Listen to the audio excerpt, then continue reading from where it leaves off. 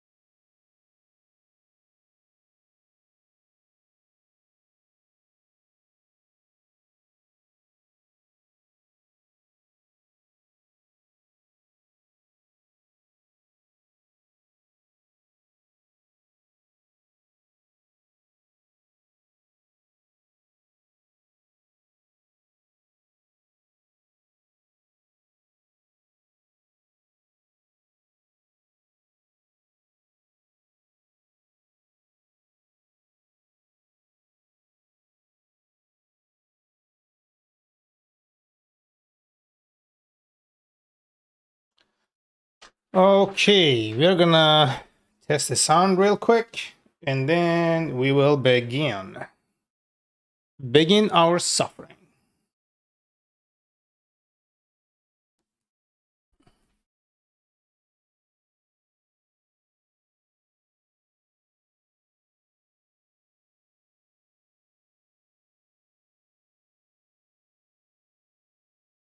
Alrighty,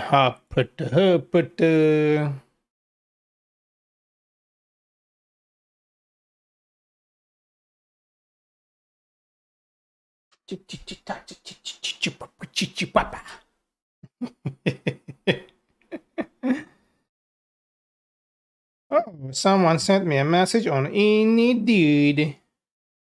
Don't know what to do.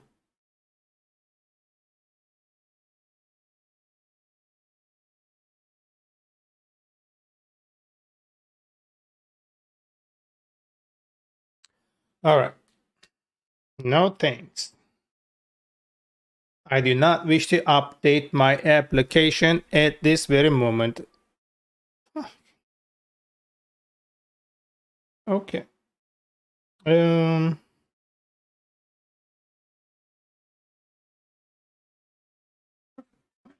but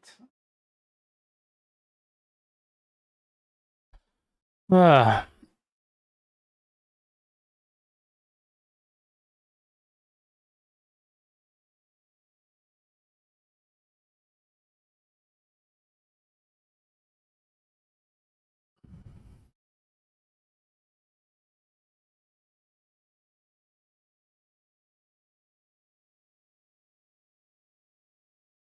All right, this kind of sounds better. Yeah, I like it. All right, this is fine. So people actually can hear the music, where it doesn't bother me that much. That's cool. That's cool. I'm having a slight headache. I'm hoping it's not gonna ruin my day and the progress, because I really want to finish these things today. So I feel about it tomorrow. I feel good about it tomorrow. Okay.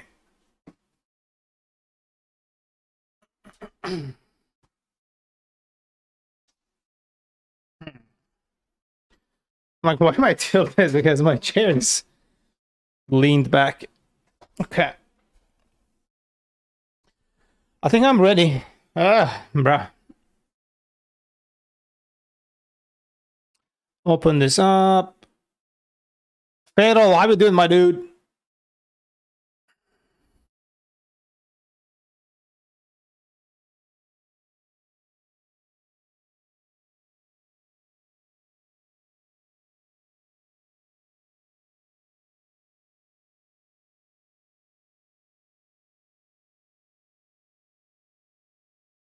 I have no idea what's happening here, but regardless of the situation. Okay. Good, just chilling, posting some cards and watching this stream. Hell yeah, baby. That's more like it. I'm gonna hopefully finish the contact us page today, so I actually feel good about it, right? At the end of the day. We got a good solid 4 hours to go right now.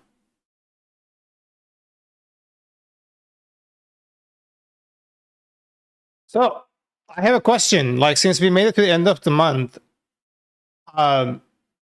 they give you your badge like around the 5th.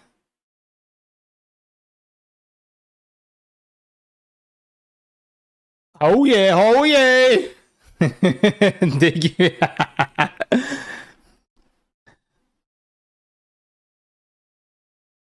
because it's all reset right now. I don't see anything over there. So if I'm opening this, I think it's okay to show it on stream, right? Yeah.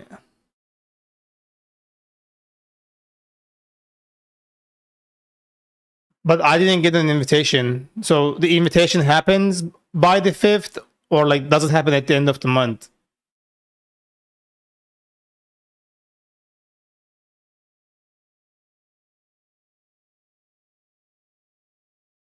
Okay, I'm seeing like this was telling me that it was bronze, but do they send your invitation? Like invitation comes around the 5th too. That's what you're saying? Because I have no trophy or nothing here. Like this is what it says. You have 0 badges. I'm guessing like you see it here. It all happens at the same time. Oh, okay. Okay. Yeah, I wasn't aware of it. I did not receive any emails. I didn't receive like any notifications. So I was like, you are being impatient. Yeah, I am. I mean, it's kind of like because I don't know the process. It's like, oh, is it this? Is it that? Is it this? Is it that? My mind is kind of like racing on its own. It's not really healthy, I know, but I'm a crazy motherfucker sometimes. I was at 156. It hides it like when you're changing. It shows up and then it kind of goes back. And kiss your ass goodbye. Oh boy, no. I finished it at 156 apparently. But right now, hold on. I was able to see these numbers today. Oh, 70 hours. Okay. This is weird. Bruh. And this is from yesterday's stream. I think the gaming stream.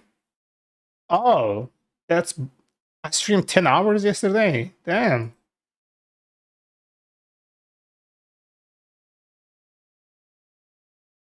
So far, we got 18 Trova points. That's like most likely half of it is because of your, at least half of it is because of your elixirs. I don't think I did anything else to really like get this much. From my watch hours, I get like maybe 3 or 4, maybe.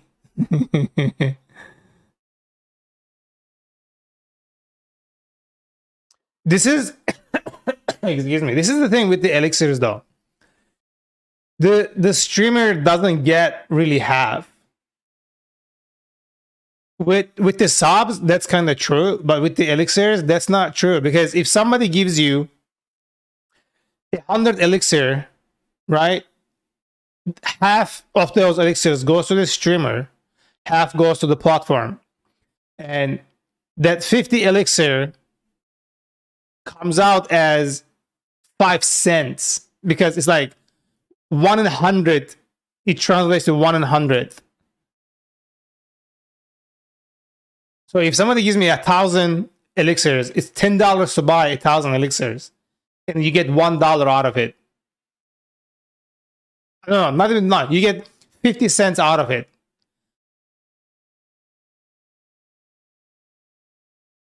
Yeah, you get 50% of those elixirs, but when you translate elixirs to dollars,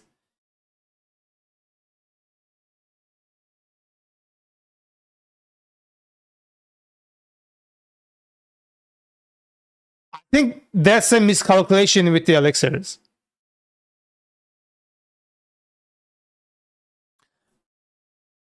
Let's look at this. Let's look at this. Let's look at this. All right. So, like, I think it's on over here. Here. Look, this is 500 elixirs, right? This is $5 in calculation. And I get 250 gems, and then 250 gems is $2.50. Oh, so you are correct. Yeah. Fuck.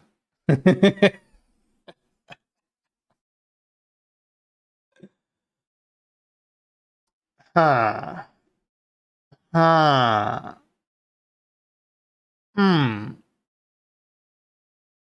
Don't question me. Bruh. How dare you question the big old fatal rain? You're sentenced to die by 1,000 licks.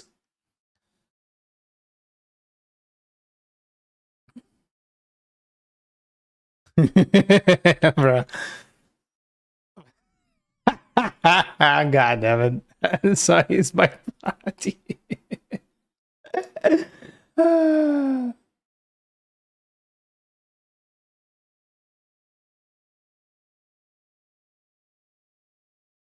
Oh, hold on. I'm just seeing this. Dude, what is this? Yo. They gave me $10? Dude, I don't.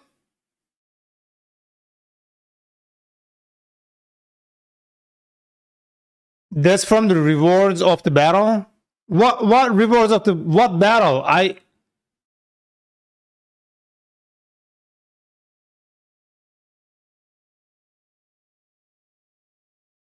So when you win, you get rewards?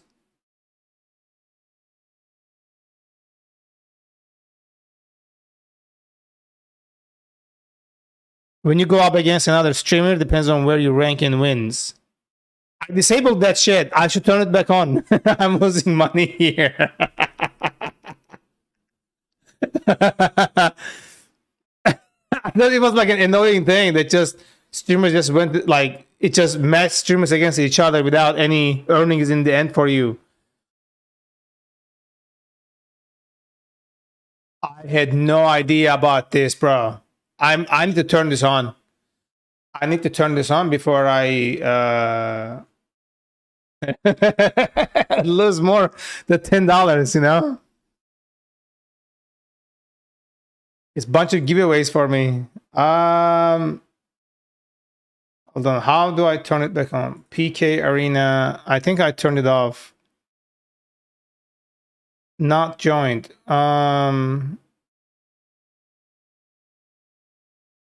Auto PK. Turn on the automatically match with another streamer every hour on split screens. You will not be on the same screen. I think that should be enough. Okay. Yeah. So let's get, that thing. Bruh. Oh, it says season 8. I didn't join, so like that's it. I will not be able to join again until the next season starts.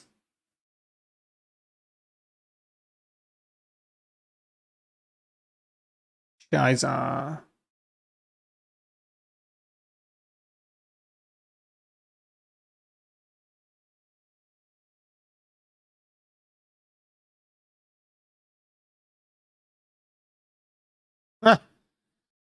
well, lesson learned. Bruh. Okay. Let's start the development. I need to finish a lot of stuff today. So let's exit this. Let's go over here and npm run dev. Our server is running. Excuse me. We load this and cool. Here is our home page. I like that this is coming together, bruh. So nice.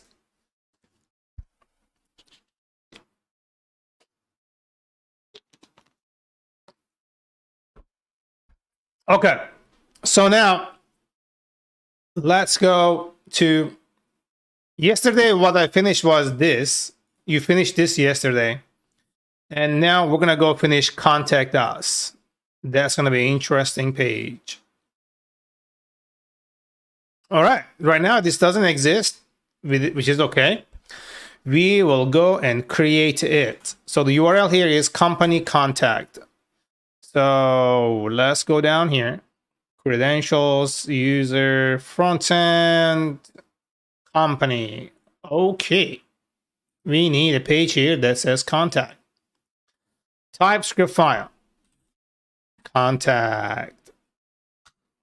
Cool. Add it. Yes. Export default function. Contact. Right? And then we're just going to say return div. This is your contact. Okay. We just reload it And then we should see our page. Sweet. Okay. So this is good, I think. Alan, welcome. Masig, welcome. Okay. How am I really rendering these pages? What page here really is doing what I needed to do? Pricing, nothing. Documentation, nothing. Page. We could do the home pages style actually. So let's see if we can utilize that.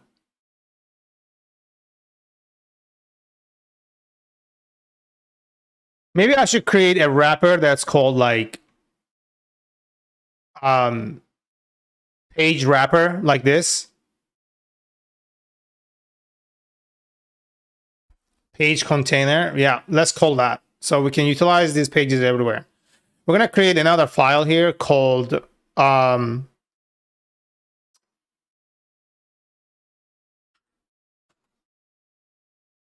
container. Let's just call it container. We can change it later. And then I'm going to take this thing right here. Let's just take this entire thing. And then come here, and then we're going to say export default function container, right? And then we just say return this. So when I expand this, the heading here goes away, this goes away, and the stack here goes away. And also this flex goes away. So I'm not doing much here, am I? Yeah.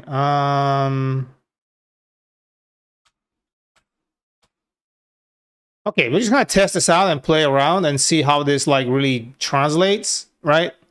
And then kind of like go from there. Let's do this. No, I'm trying to import it, you daft dingleberry motherfucker. Come on, we need this stuff. Okay, we don't need these, so this just goes over here. Cool. Now, what this will take is gonna take a thing called children. And we are just gonna say, and then rest. And then this is going to be called, I think, stack props.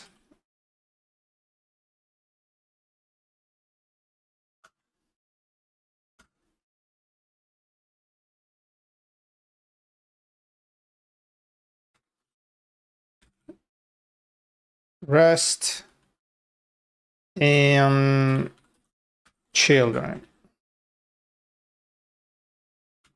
So we're going to play around with this. Let's see how this will handle certain things. But first, let's extract this thing. Container will go right under here. Container from container. And then when I go to my, what's the file I just created? Contact us page right here, right? I'm going to wrap this around container. Cool. It actually found what I was trying to find. So if I go to contact us, it might not look very different, but yeah, my shed is centered, which is cool. I have a minimum height, which is also cool. And styles like I already applied perfectly fine. And my data is here. So this is pretty sweet. Okay. Cool. Centralizing this is really like gonna help in the long run. Okay, so I'm gonna have this is your contact, and then I'm gonna also import my form, right? This form is also from my components. So give it to me, my form, and then I'll say this is still your contact form.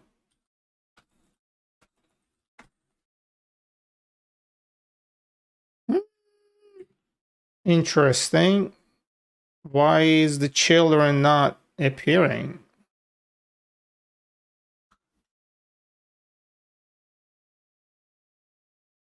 Is it because they are not like in a form control format? Yeah, most likely.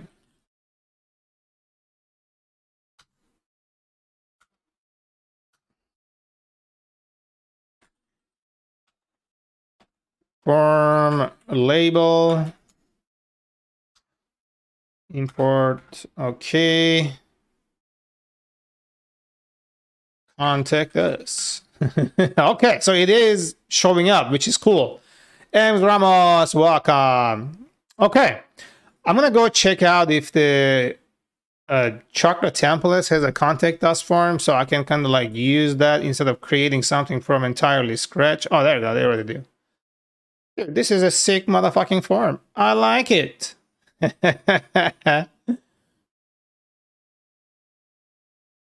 Contact form with social buttons. Oh, dang.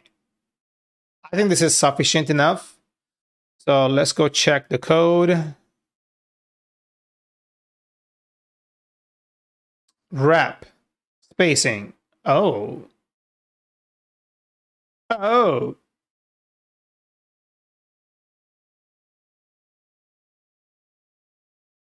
What is the wrap item? Is it a... Oh, it's a Chakra UI thing. Interesting. I want to read about this.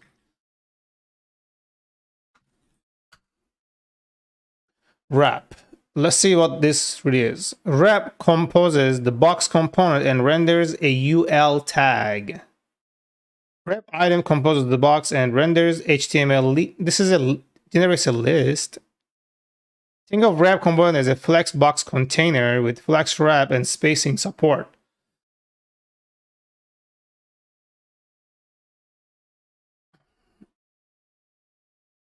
Very interesting. Change the spacing. Spacing prop. Oh.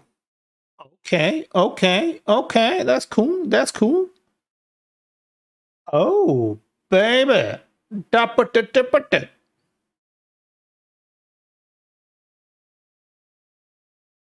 Okay.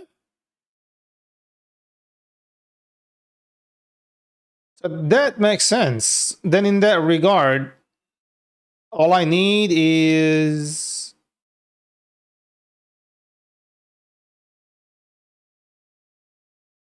this box here. If I can like find the end of it. There you go, this one right here. Let's try this and see if this is gonna work. So I'm gonna remove this and then place this here. Okay. We're gonna import this. Import this. Import this. Import this.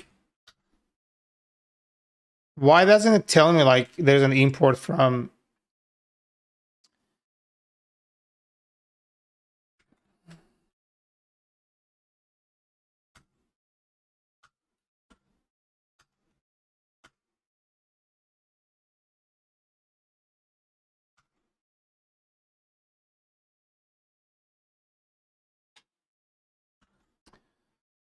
MD phone. Okay, let's just add that.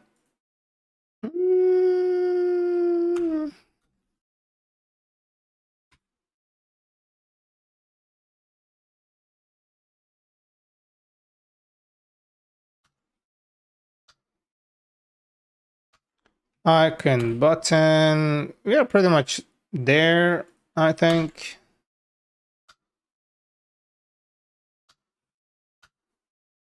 We're gonna like clear out these things in a bit after we do our importing and rendering without problems on the page first.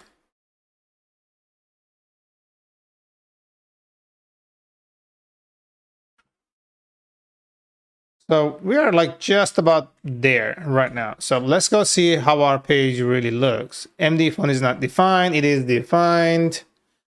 Dude, this is cool. I actually like this. This is nice.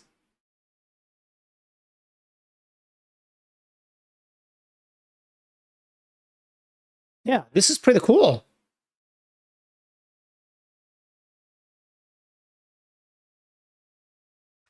What happens if I switch the color? Then it looks like absolute ass. So we need to change this color for the... Hold on. Preview. When you go dark, it changes the background, not the thing. Oh.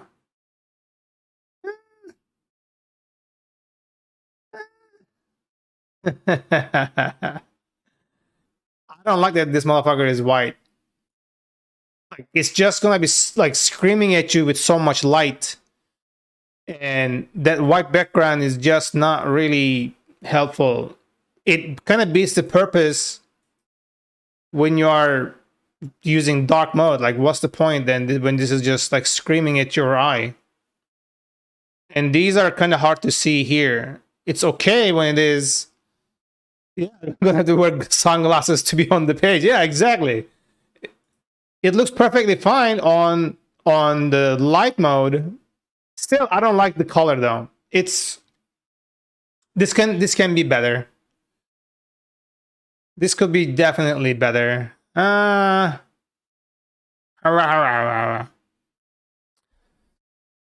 layout is okay, but it's just okay. Let's see. Chakra UI.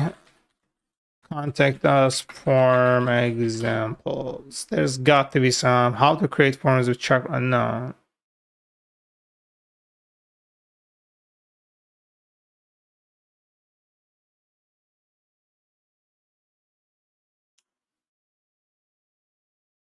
Okay, show me what this looks like. Meh. That was so fast. Bruh. I did something risky here. I should not have clicked images on Google search like that. That's not safe.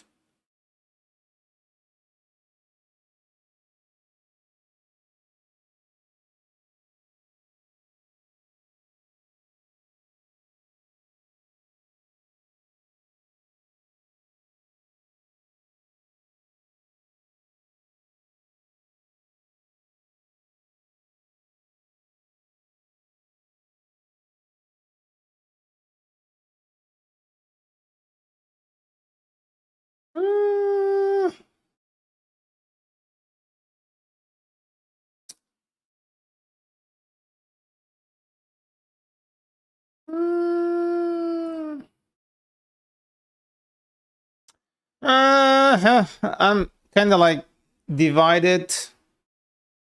I feel like my sign-in page form here perfectly looks fine. Do I really need to like create something else here when this already works perfectly fine? I kind of don't want to do that.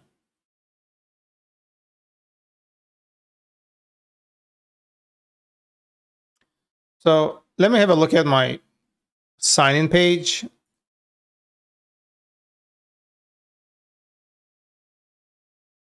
Yeah, I already have everything set up. I honestly don't need this. Yeah, I honestly don't need this. I have everything I need here. I'm kind of like pressuring myself for no reason. So I'm gonna come over here and then put this guy over here. Cool. And then get rid of this. Sorry. Goodbye.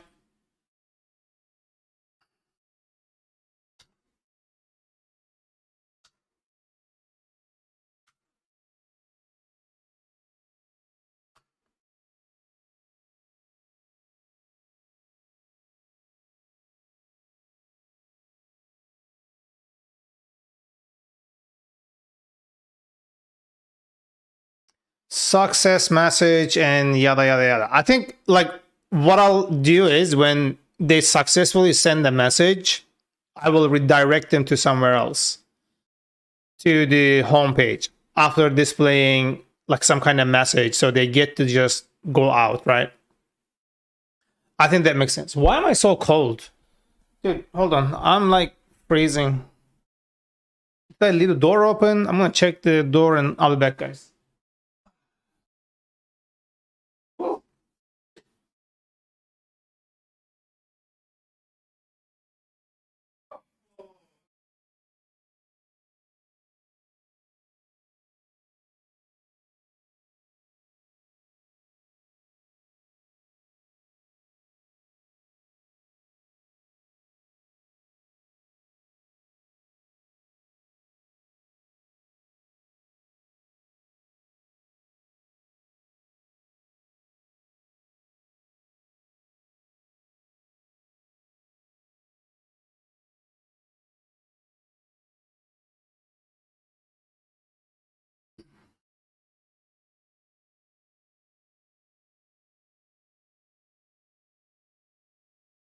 I'll wear my jacket here because I'm cold.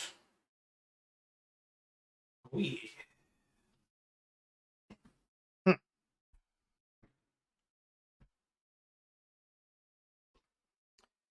Static. Static. Static. I'm scared to touch anything. I feel like I'm gonna fry my computer one day because of it. Okay, so also this here, let's change this error, and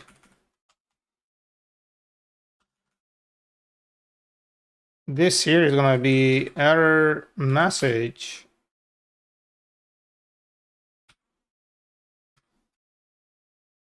Error, right? And then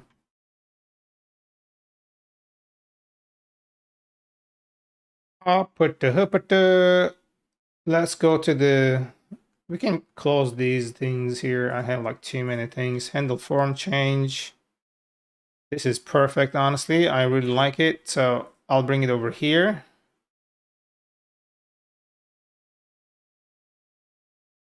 Okay, I need a thing. And fix these as much as possible. And then react.change event, import this fucker, cool. And we don't need these.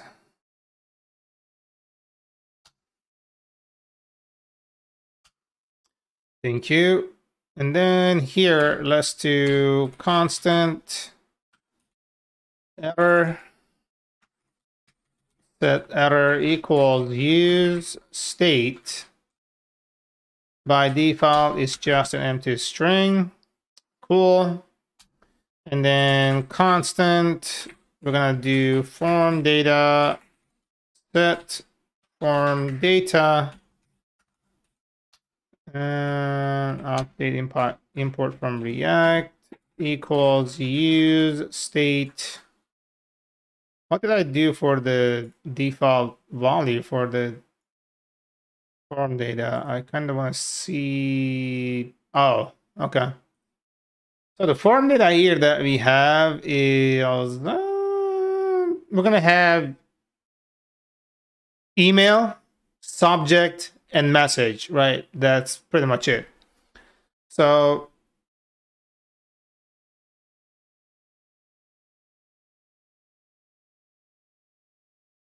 I'm just gonna leave it for now, an empty dictionary here. And then the values are gonna be email, none. And then subject, none. And then message, and then phone,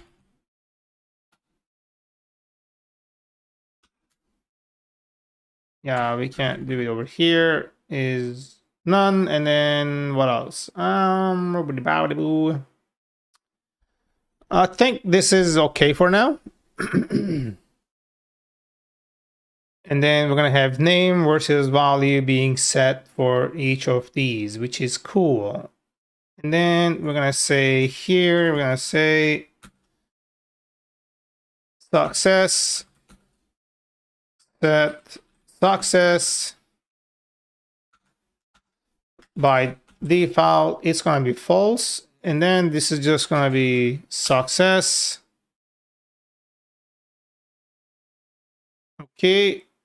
And then we also need loading is loading. So we're gonna do loading is loading. Okay. We are pretty much there. And then let's also carry over handle submit here, which is again gonna save us time. So sweet.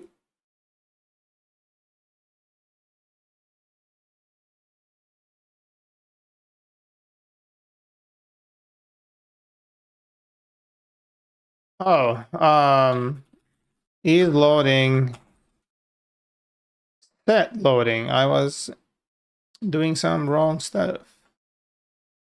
React.form event, that should stop bitching.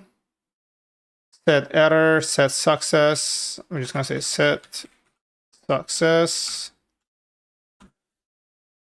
This is kind of unnecessary. And set loading, cool. Zoten YC, welcome. How you doing? And then set loading. Yeah, we're gonna have to go find this, and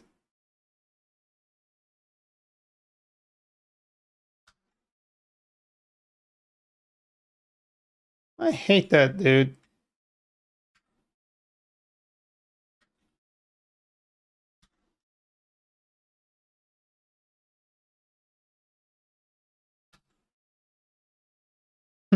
Create.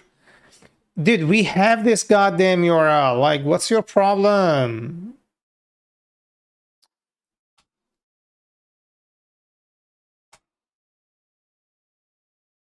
Oh, I'm gonna use text area, so I'm gonna leave it. Okay. I think we are pretty much there. So we're gonna be. So we also need router.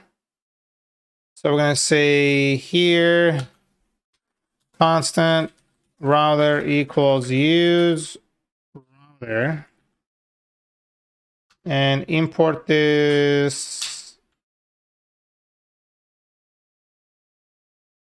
Thank you.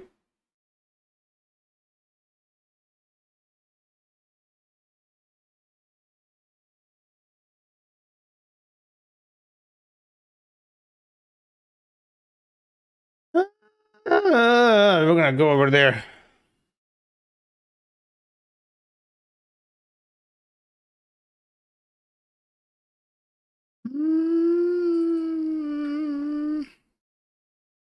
What we should name this? Hmm.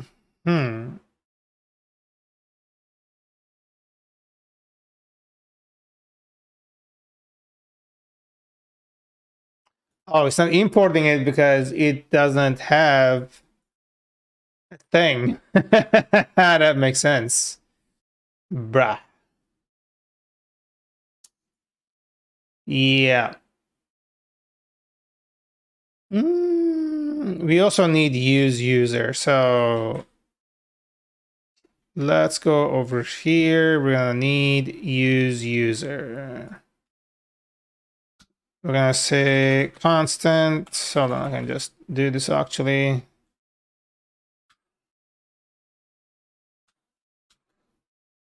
Cool. And then email here is going to be user dot email or default an empty string. Makes sense, right? Cool. Bruh. I'm just gonna do this for now, which is fine. And yeah, this is okay. I think we are pretty much there. This here, we don't need this. Okay, let's see what the rendering is looking like.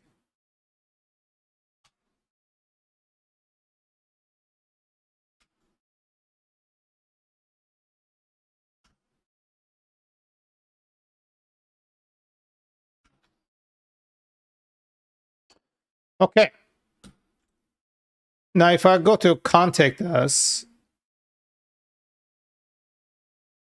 we should see our form being rendered. Cool. So we're gonna say in our title, let's say, where is my goddamn thing? Title. Okay, title. We're gonna say contact us. Okay. Oh, now the title changed, but the heading is still the same. Heading, sign in, and we're gonna say contact us. Cool. And then we are gonna do here is, instead of saying sign in, we're gonna say send. So let's go look at the thing that these, yeah, your name, email, and message, and then send message. So kind of like makes sense, but we should also do a little bit of modification here. And let's make this dark because I can't look at it anymore. Jesus, bro. It's burning my eyes. And then let's add a little bit of text here, maybe. So we're going to say, please add your info and message below.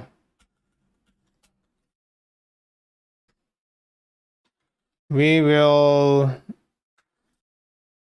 reach back as soon as we can.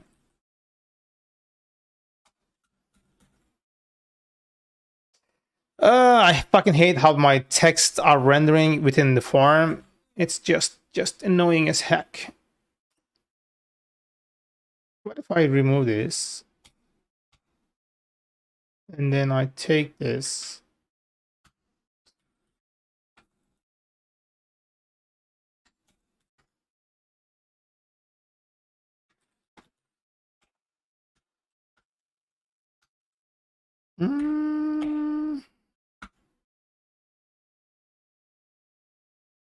Are you fucking daft? What's the shit? It's coming from the container. It's coming from this goddamn flex.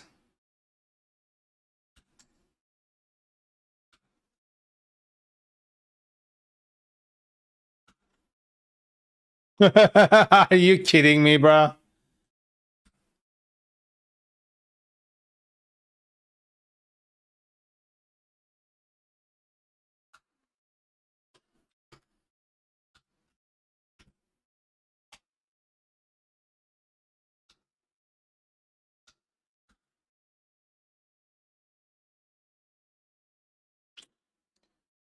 Not really what you would expect, is it?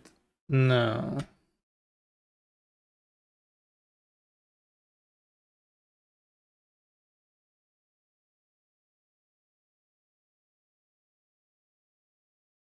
I wanna see If I turn this into a box,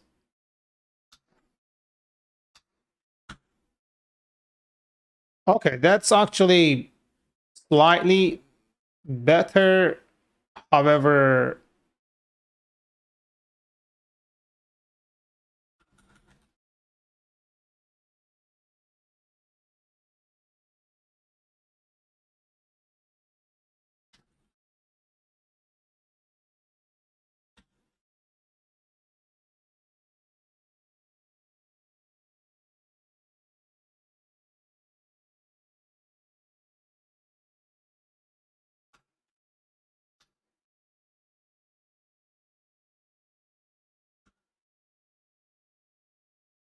that's even worse. All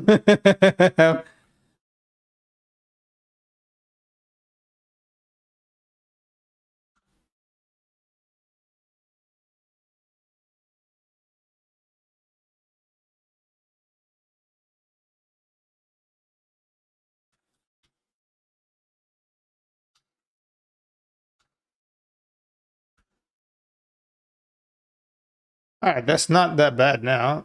I think there is so much spacing in between, which I don't understand where the heck this is coming from. So let's see and understand what's happening there. Okay. Why is it going crazy though? Is it because of this form element has like a margin top?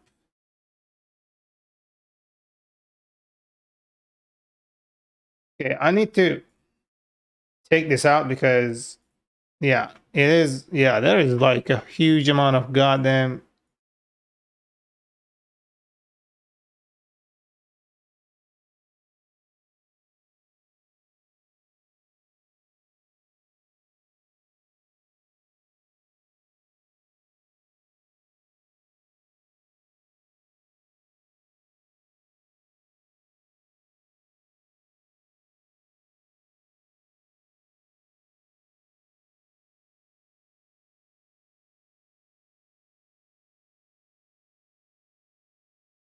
Okay, so it's happening from this here, which is very unfortunate.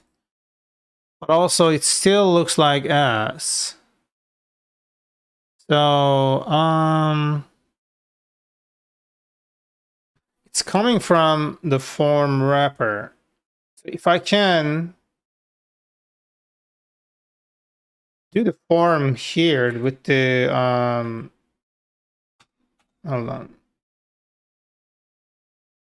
I can still no.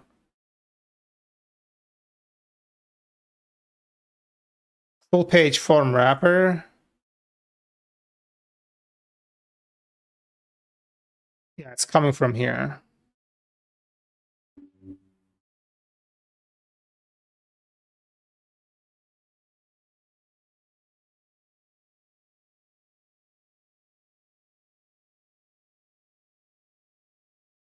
So they're like ADV is coming from here. So if I do, oh shit, we are not passing rest here. So that's kind of messed up. Uh-huh. Oh.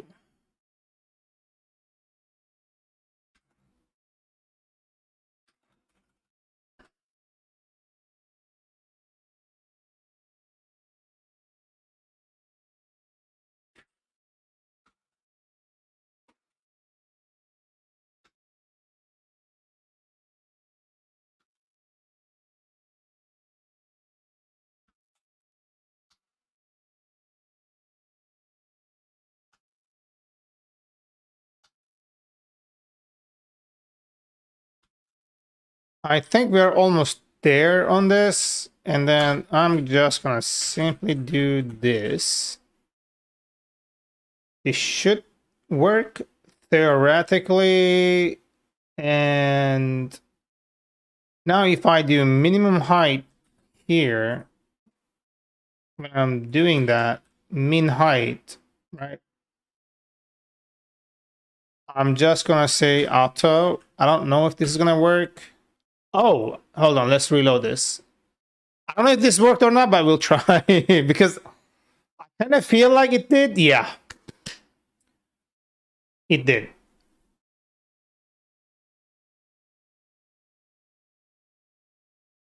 I think, yeah, I am so much closer here. So we're gonna say here first, let's start ID. We don't necessarily need this. And then form control.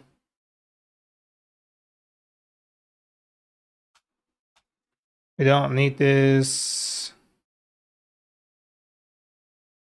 Okay. And then value here doesn't really matter because it's hidden. And then send. Okay. We're having this. Okay, instead of email address, we're gonna say subject. Subject. Name, subject, placeholder. Let's say subject. And then we're gonna say email. Email. Email. Email address. And then we also need one for message, right? We're gonna say message. And this here is going to be a text area.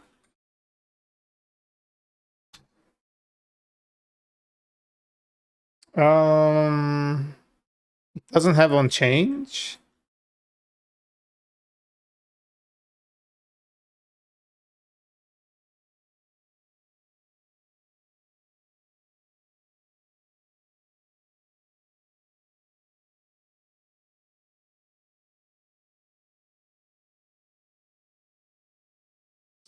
Interesting. It's complaining about on change.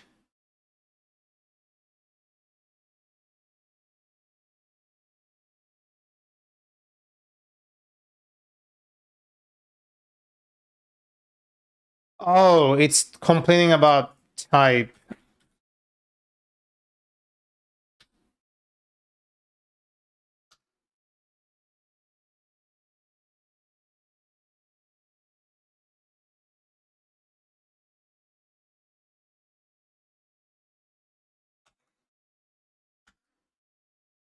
How about now? I should fix it, yeah? Did it go away? It did. Okay, sweet. Cool.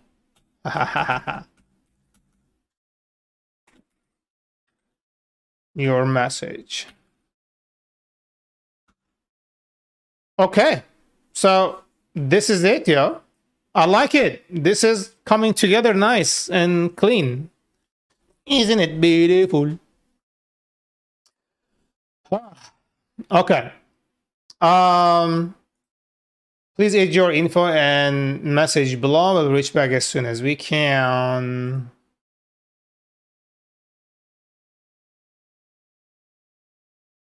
Fill up the form below to contact, but there is no. Okay, I think I want this mail icon and then these icons here. I want them. So let's get those icons. I kind of enjoy seeing that over there. I think they could be quite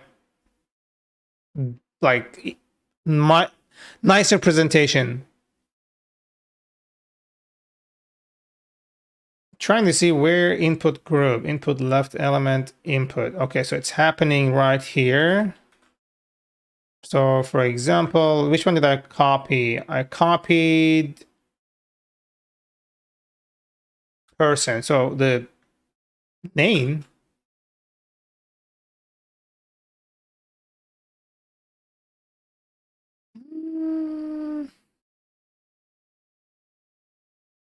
Oh yeah, right here. Oh.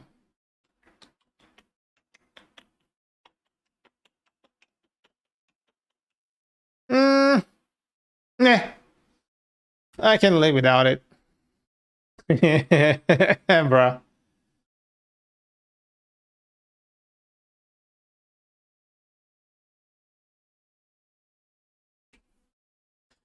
I think instead of having subject, it makes more sense to just have name.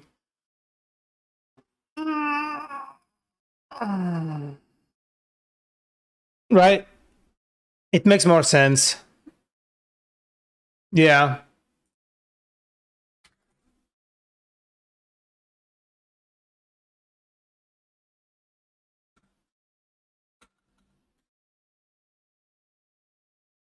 Totes.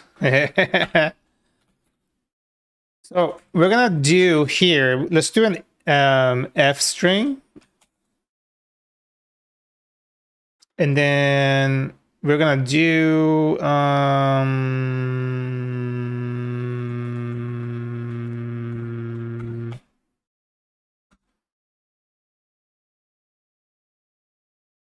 full name. I don't think I do have this, but let's go.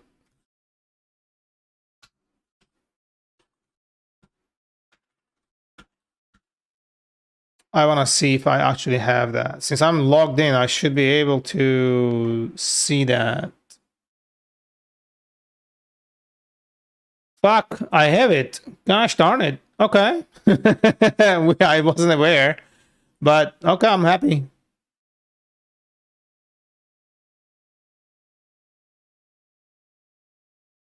Okay. I had no idea I actually had this set up. That's very interesting. Cool. So name, email, message, and phone. And then I don't know if I have a phone. Yeah, I don't have it.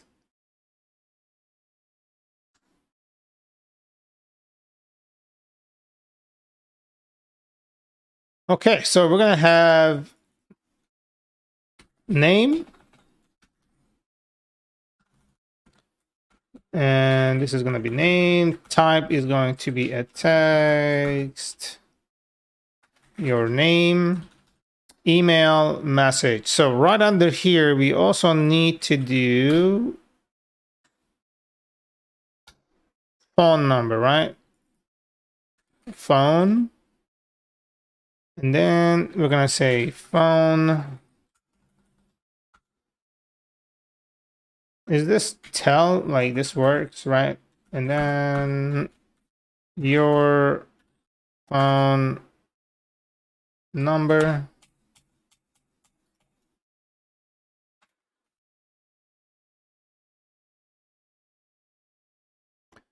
And then the message. So cool.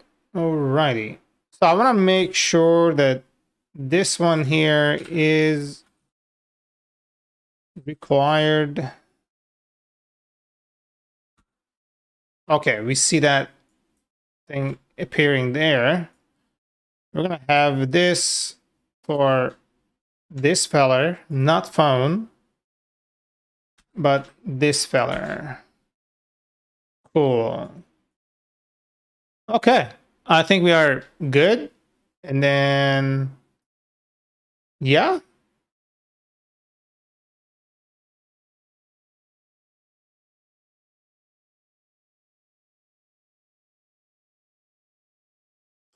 I'm feeling like ass, dude. I don't know like what's affecting me so much.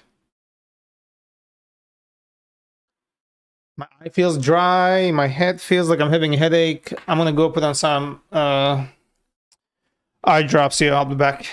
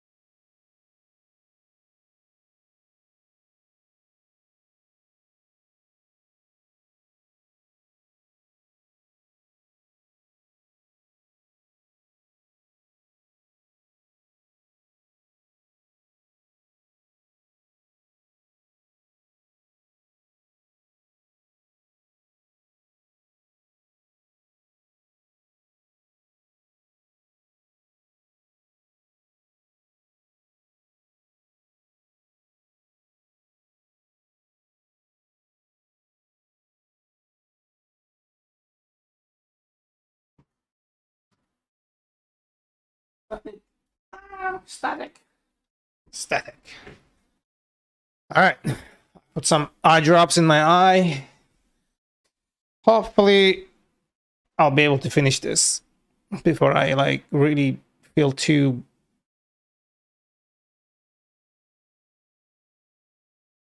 bad to continue. You received. Stay safe in your bag. I'm trying, okay?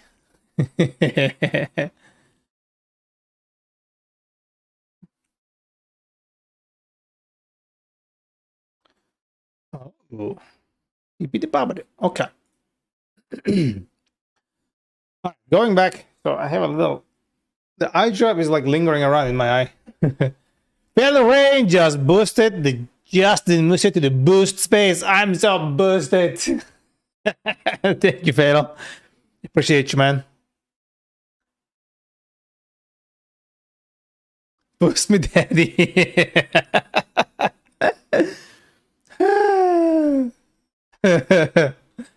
Bruh.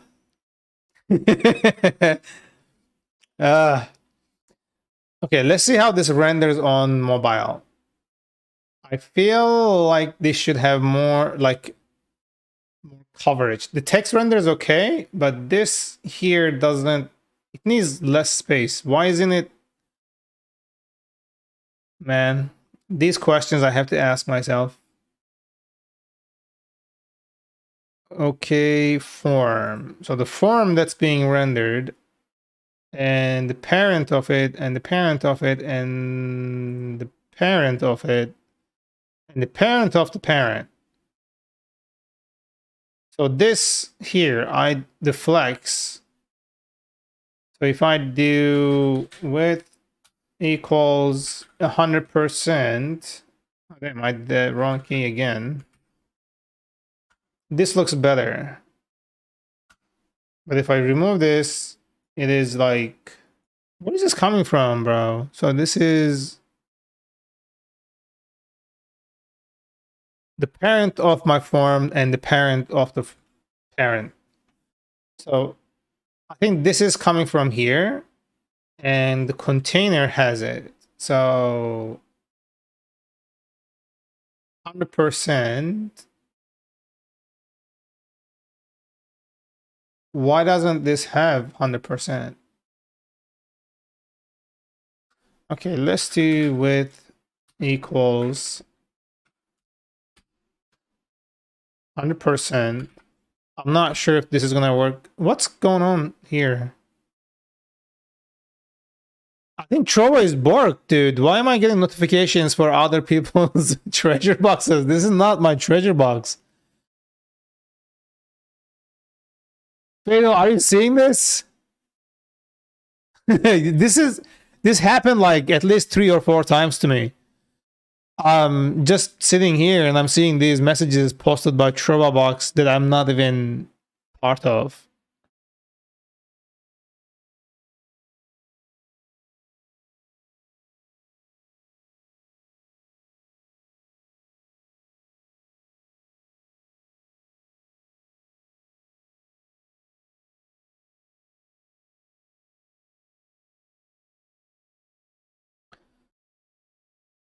Other people, like 1, 2, 3, 4, 5, 6, 6 of those things. Can't even delete them. Yeah, you can't. Like there's no, you can't like do anything on the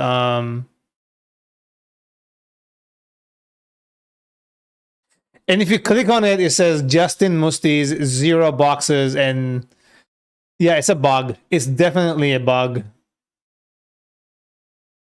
Actually, let's put this on stream. Maybe like we can forward it to them here.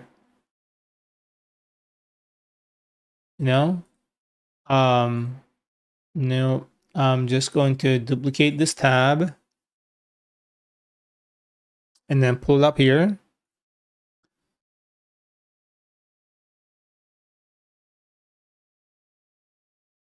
And then if you're playing this, and then, oh, when I duplicate it, it's not showing up. Interesting. All right. I'm gonna put this back here. We're gonna take this one over here. Okay. So this one, as you can see, has it here. And then this channel doesn't have 1, 2, 3, 4, 5, 6 treasure boxes. So this is other people's treasure box. And if you click on it, this is what you see. Join the quest, but this is not even like treasure questing. It actually starts. No, yeah, this should not happen. This is definitely a bug. Yeah, when you click on it,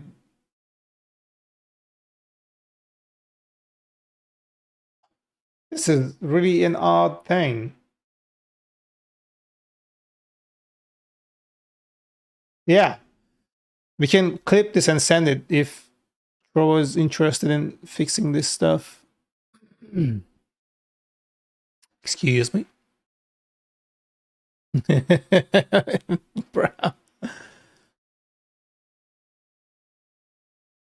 So this should go back to 100%. No. Okay. I want to see if it is like really my container here. I'm just going to say data ID equals container main. So it is here, and width is 100%. So it's not that. Is it the immediate one?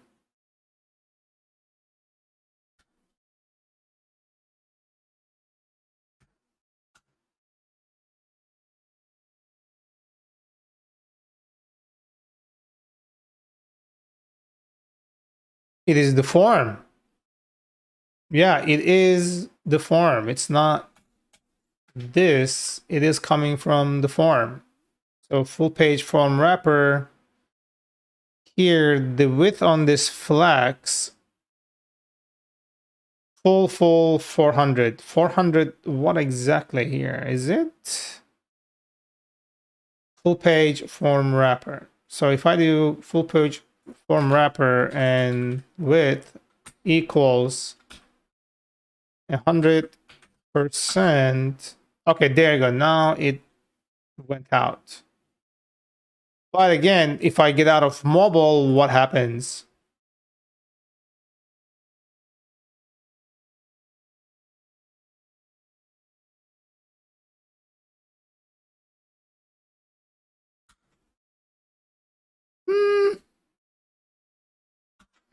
What happens on sign in? Open link in incognito window.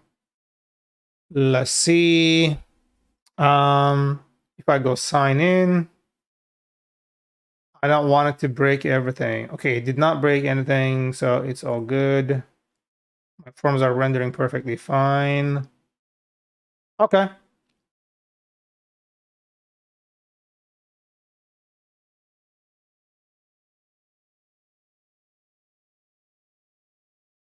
Okay. Let's go. Sweet. If I go mobile here.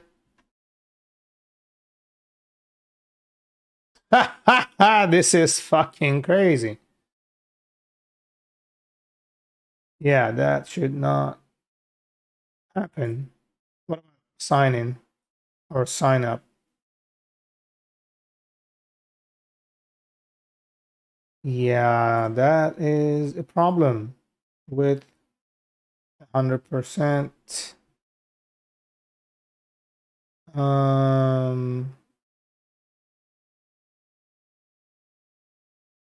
That looks really weird, which is not really what I want. So if I go to my sign-in page, for example, full page form wrapper, form control. So if I do W equals for mobile, let's say like 90%, and then for anything else, I'm not sure if this is really gonna... This makes no sense at all.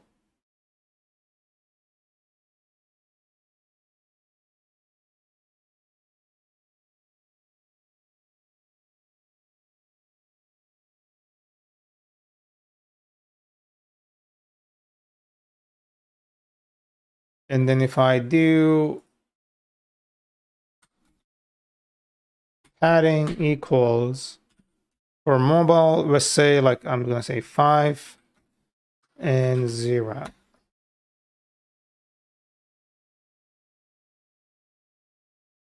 It's so weird. Okay, this looks much better. If I go to sign up, I think it's gonna look like S as well. Yeah. This should be the default value here, right? Instead of like 0. Yeah. Okay, this is significantly better. So I go to sign in. Good. And then forgot password. You should not be like sticking to the edges of the screen anymore. Cool. I get out of the mobile. Perfect. Go to sign in. Perfect. Sign up. Perfect. All right. I think we're good here, yeah. So can go to contact us again.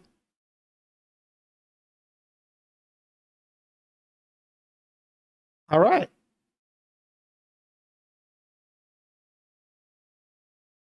And if I go mobile, it looks like absolute ass. I think it's because I have...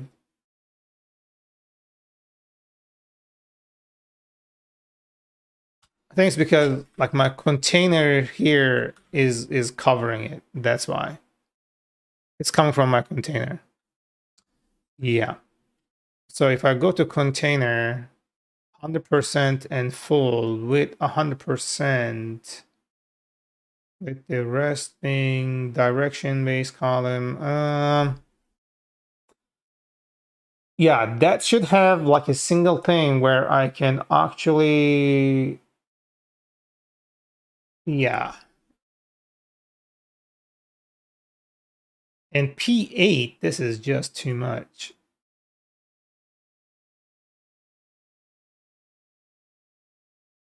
Yeah, let's do this.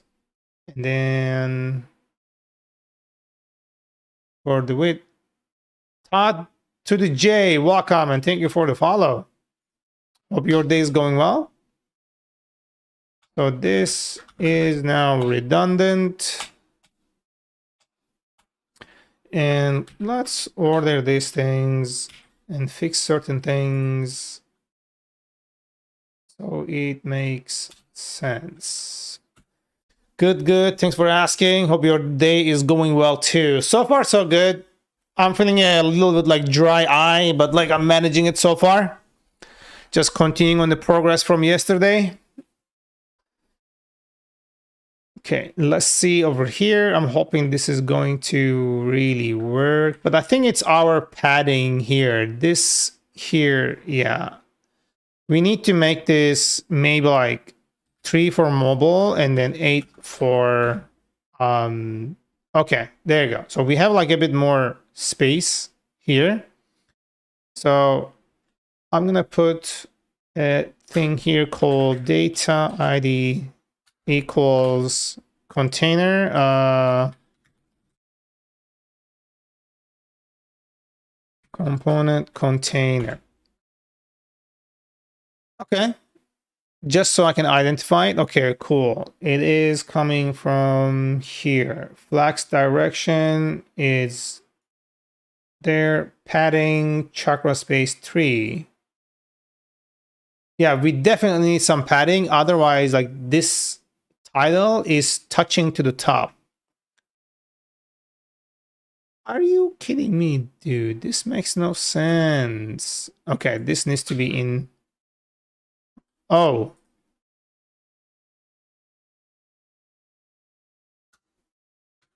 Direction. Let's make it like raw, right? And didn't care.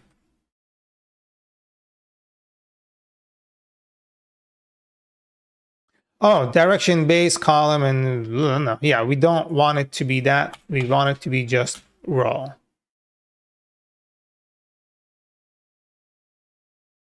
You're not gonna let me have it as raw? Come on.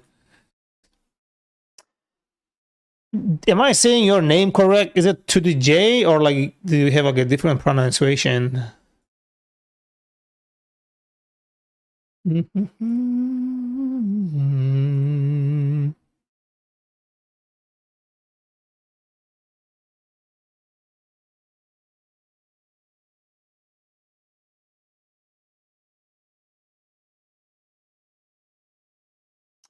That's correct to the J, just oddly spelled. All good. Thanks for confirming it with me. Yeah, so this is my personal project. I'm just trying to like see how far I can take it in between jobs, and I've been doing this. I did like a whole month streaming on this, starting like January 5th, and I did like pretty good progress on this so far. And hopefully, when this gets all done and completed, there's gonna be a reasonable file uploader that you can integrate into your application, so you don't have to create your own file uploaders or conversion services. Basically, that's the end goal. It's pronounced fatal, like fahiatal. Bruh. Do you do coding to the J?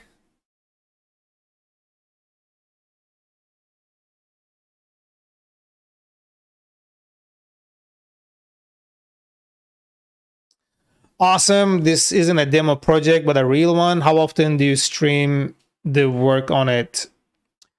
Yeah, this is a real. I mean, it's kind of both.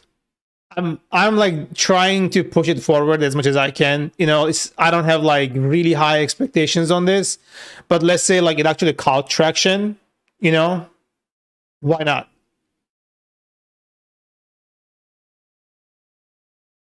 And I stream pretty much daily. I have 2 segments on my stream. So most days what I do is I start with a coding stream. I do it for about like 4 or 5 hours or until I get tired. And I finish whatever I can on the project. After that, I take a little break, eat some dinner or whatever, and then I come back on stream again. And then this time I do gaming. So if you look at my like stream history, that's pretty much how it has been for me. But anytime I'm working on it, I stream it. So pretty much every single change I made on it is like on video right now. I also post those videos on YouTube too. Actually, no, I stream it live to YouTube, and those videos are up there too. That makes sense. That makes sense. We'll be checking it out. Got your notifications turned on. Oh, thanks, man. I hope it doesn't bother you that much, like when I turn on games and stuff, because you know, yeah, I do both. Sometimes like people follow me and then they don't remember my name, so like they follow me for coding, but when I turn on the gaming, they're like, "Who is this guy? Why is this guy playing games?" So that someone can just copy it and steal the idea. To be honest, I came on Twitch for games and somehow saw your channel. I'm not even sure why. Ah, well, then cool. You're a gamer myself? Hell yeah. What kind of games do you play or what kind of games do you watch? It's my voice. Bro. I mainly stream Valorant. It attracts us degenerates. Fatal. Mostly FPS. I currently play Apex Legends. Nice. I think I feel a little too old for Apex. Maybe that's just me. When I'm watching like streams of other people, like it's so fast paced. I mostly stream Valorant though. Like since it came out, I've been pretty much playing it like religiously.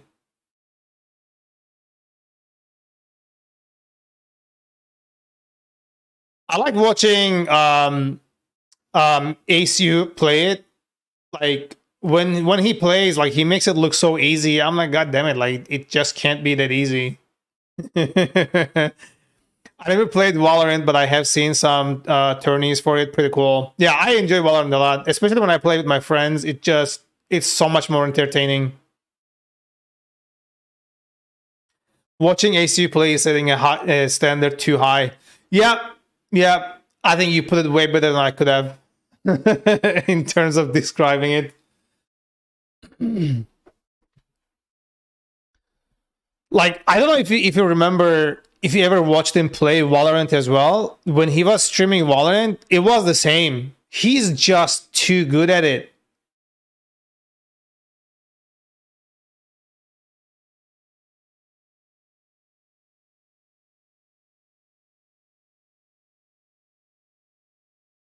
Yeah, he's very talented.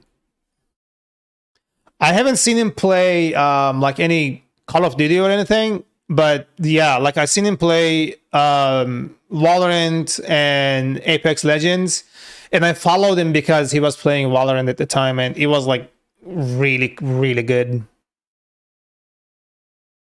It wasn't very like educational on my part, you know. Like there are certain streamers you can watch him and you can learn a few things. Like with him, I don't really learn anything because like for him it's more about like skills. His half brother is yeah his brother is his name is like it's Timmy, right? Yeah, that dude is like really talented too.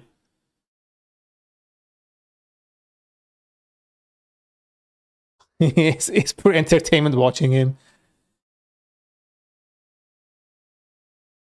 Dude, Timmy is definitely a fucking goat. He's like, especially with Apex, he's insane. It just feels really weird watching him though,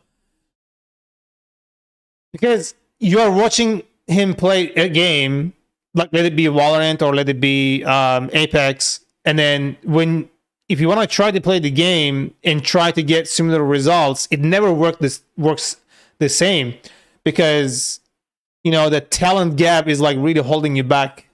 I mean, really holding me back. You know, those guys you don't watch to learn, you watch to just yell woo. Yeah, yeah. These days, my favorite one that's up and coming, is Baby J. I don't know if you guys seen his streams. Yeah, maybe you've seen him on Twitch. Like I like watching him, especially like play Cypher and KJ. And one of the reasons like I like to play Cypher these days more than like duelists is because of him. He makes it look so fun to play like Sentinels, especially Cypher and KJ. But I really like Cypher more than KJ. Let me see if he's on. Oh yeah, he's on. He's on right now. This is him. This is the guy. This is the dude. Yeah, I don't think he's like that well known. I feel he's like relatively new. At least he came to my radar somewhat recent. So yeah. I mean, yeah, if you like Valorant, he's a cool, interesting dude. I enjoy his streams. He's known, but up and coming for sure. Oh yeah, okay, okay. Yeah, he came to my attention like very recently. Maybe like I've been seeing him like the past month or so. Like I've been watching his streams whenever I get the chance. But like most of the time I'm playing Cypher right now, like the biggest reason is because of this guy. He's really good at playing ciphers and KJs, and he reads the game. Excuse me, but like when he reads the game, he's really good at reading the game.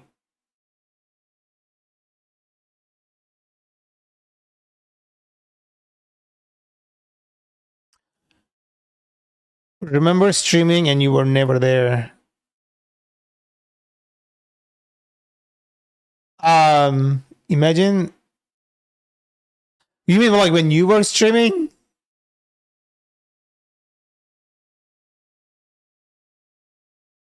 Dude, I was there. I was watching like most of your streams. Oh shit, something is happening.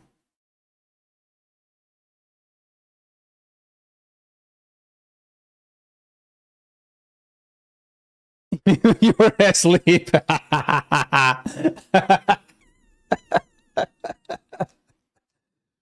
I can't fathom that idea. People falling asleep on stream. Like, how do you get that comfortable and you fall asleep on the stream on a chair nonetheless? Like, I don't understand. Like, that's like a special power or something. How do you acquire it? You know, we just gotta follow, and I missed the name. God damn it. Thank you for the follow. Shit, who was it? I think I can see it on the activity manager, right? Create our dashboard. Let's go over here and analytics overview. It's loading. Oh no, that's not it. Community activity, new analytics, stream manager. Oh, activity feed. There you go. There he is, 4441. Well, thank you for the follow and welcome.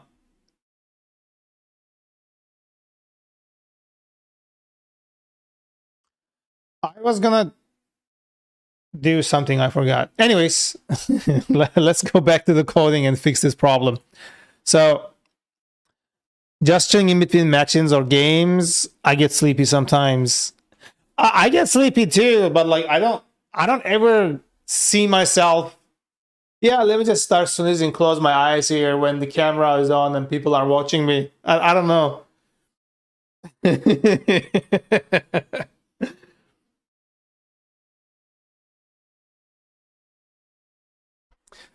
Yeah, I need to. It's called content, Justin. Oh yeah, I'm gonna stream myself sleeping then. I'm like, all right, I'm going to bed. Keep watching, and I'll see you guys in the morning.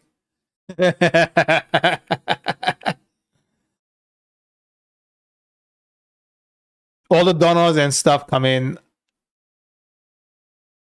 I don't think I'm like that appealing to look at when I'm sleeping. Nothing more than snoring and the occasional farting. Bruh. I would definitely mute it. I would definitely mute the stream or the mic. Like there would be no mic if I'm doing a sleeping stream. Like no way I would do that. I think that problem is specifically happening because that's a stack. And I think it needs to be a box. And let's make this box props.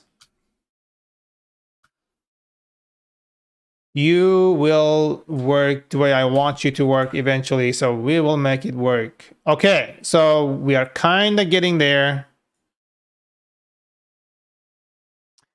I laugh a lot in my sleep. You laugh a lot in your sleep? Like, that's interesting.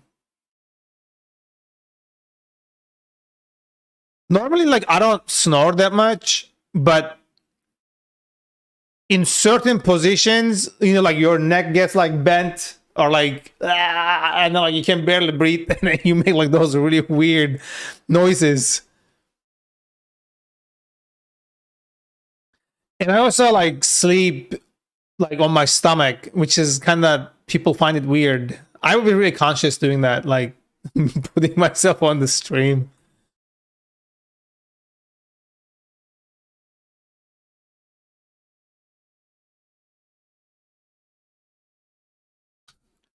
How do I center everything here? Margin.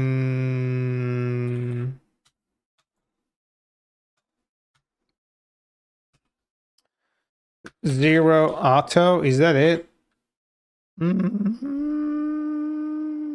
Why isn't it centering things in there?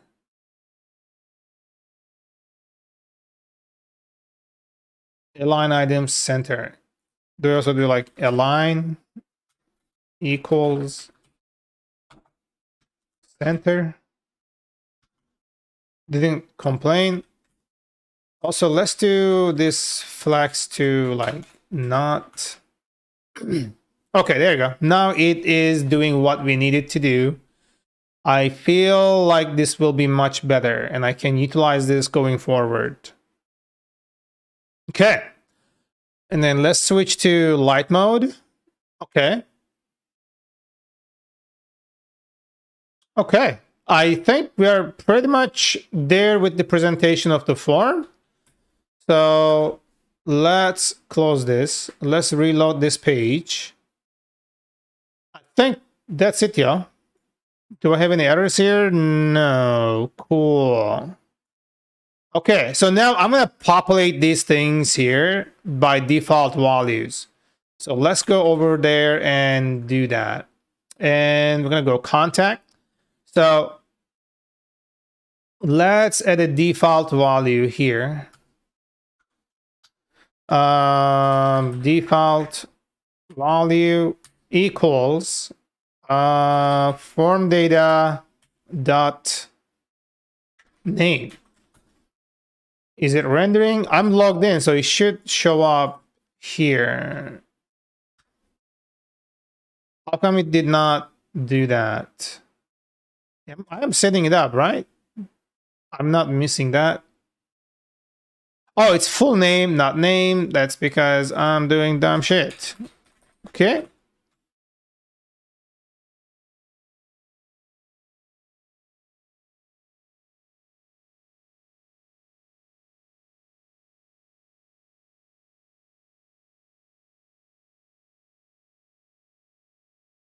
Oh, form data has name, not okay. So why isn't it showing it up? That's odd, my dude.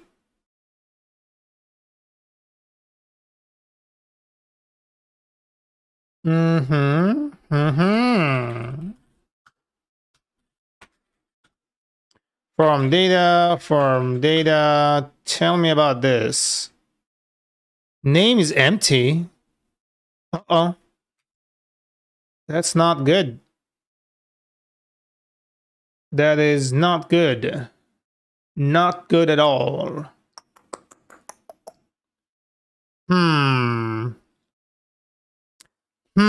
Gotta fix that.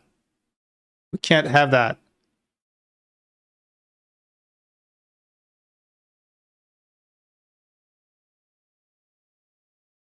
Is it because like it's rendering that later? So when it's like fetching the user, it's already set by the time the user is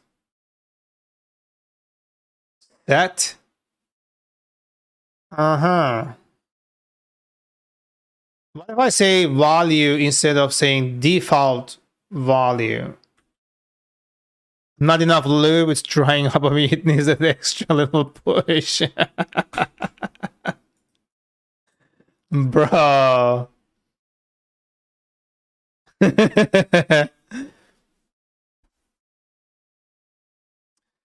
Yeah, this is not liking something, but the form data.name, this should. Huh.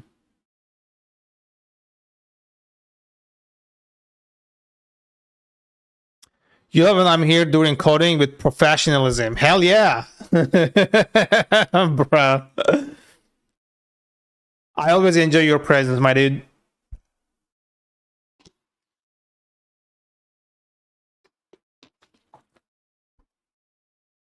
Okay.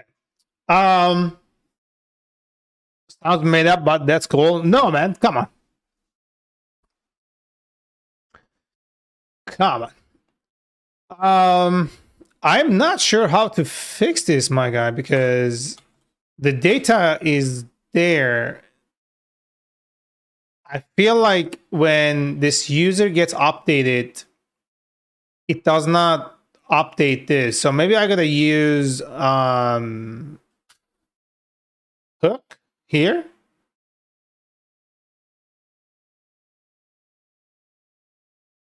Mysterious buff will be generated in 1 minute. The site leading in EP will automatically get the powerful buff reward. What is that? Okay, let's do a use effect.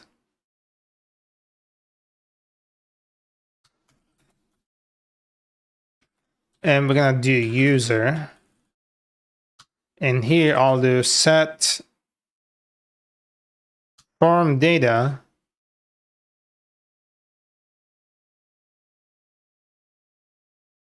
I'll just do this. Just to test this out. Practically, that's it. Okay, now it shows up. Yeah, okay, that was it. That was the reason. So figured it out, but this is kind of an annoying thing here, you know.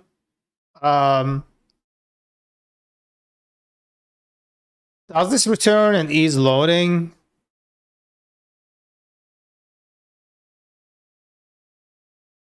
User is loading. It does return is loading. Okay.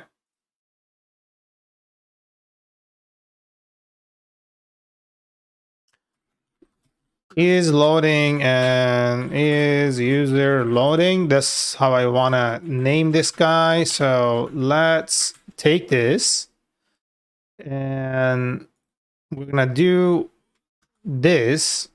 And then we're going to say if not user loading, right? If the user is actually loaded. Actually, no, we're just going to say if user. And not is user loading.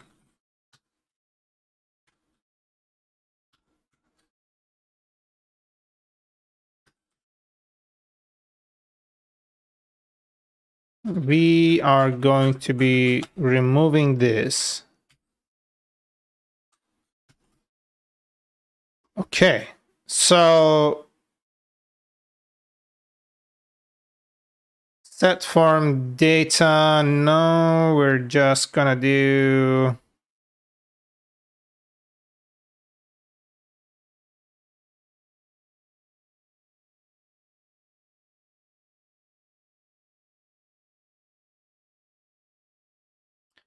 how can I merge? Hold on. JavaScript merge two JSON objects. Obviously without using jQuery. Bro.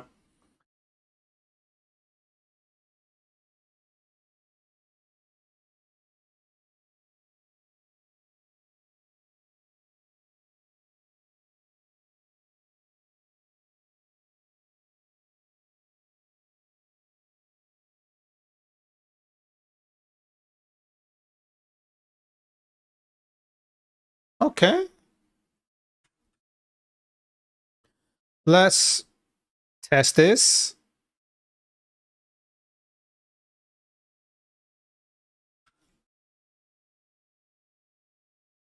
So we will simply do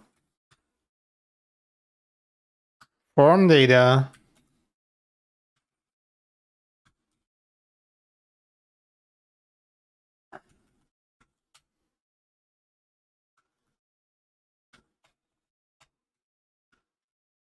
I think this should do.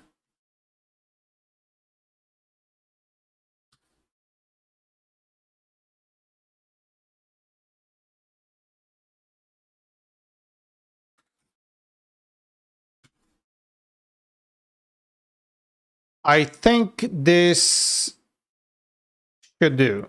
So let's go over here and see this. The name is still here, but let me reload. I think we made it happen. I think it's good. Okay, the name gets loaded. Sweet. And we also will say, instead of doing that, we want the user. Cool. Still good. So I can come down here and say default value instead of value. Cool. And then I'll do the same thing to email. And this is going to be just email. And I have my email right here. This is cool. It does work. And I like it. Bruh. Okay. This is sweet. So I don't have to do these here anymore. Right? And then they should still work. So let's do a reload real quick and then see if this renders. You like it? Cool. I like it too. Hell yeah, look at that. Name is here, email is here. And if I'm not logged in, it should still work without any problems or nothing breaking. So let's verify there are no errors. I'm going to reload this. And I saw like this jumped to 4, 3. What's the third error here? Oh, yeah, that's okay. That's just our thing logging the response because there is no user session here. Cool. I like it. All right. Now, the only thing here is we're gonna make this functional. Yes. Also, if I make this true,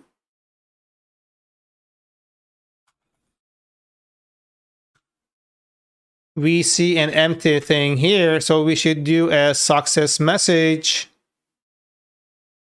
instead. So this one here, we are saying, and then we're going to say here, success.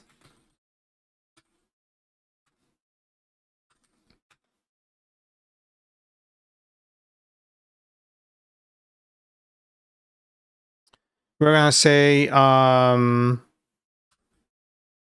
stack. No, with 1A, not 2A. So I am going nuts on this thing. And then here we're going to say success message. Import this for me. Thank you.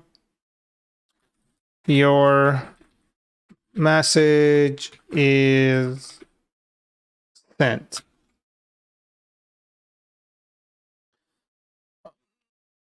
Hold on, kid. Does this take a title or is it just alert title?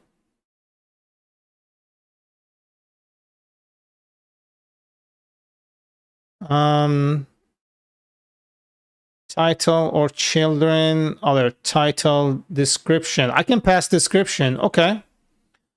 So I can just say here, right? Title. What's going on? Oh.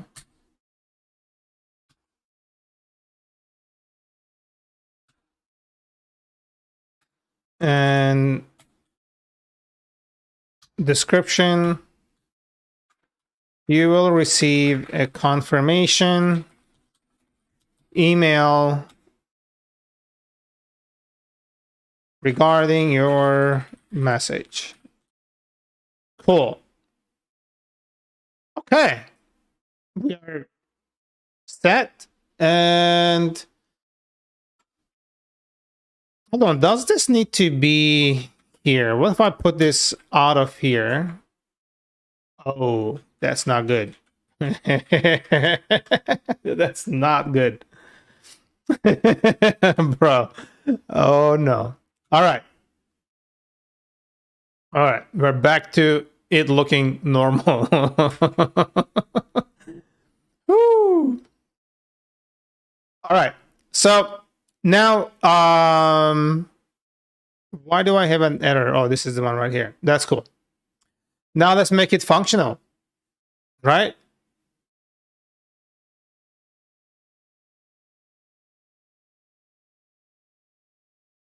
Okay, so the first thing here, I need to figure out a URL for contact us, and I think it should be in the same place with the newsletter, right? I feel. So let's go create an endpoint in our Django application that receives this request coming in. And then let's close these tests and let's open up the URL here. And then here, we're just going to say contact. And then we're going to say contact view as view. And then we are just going to call this contact.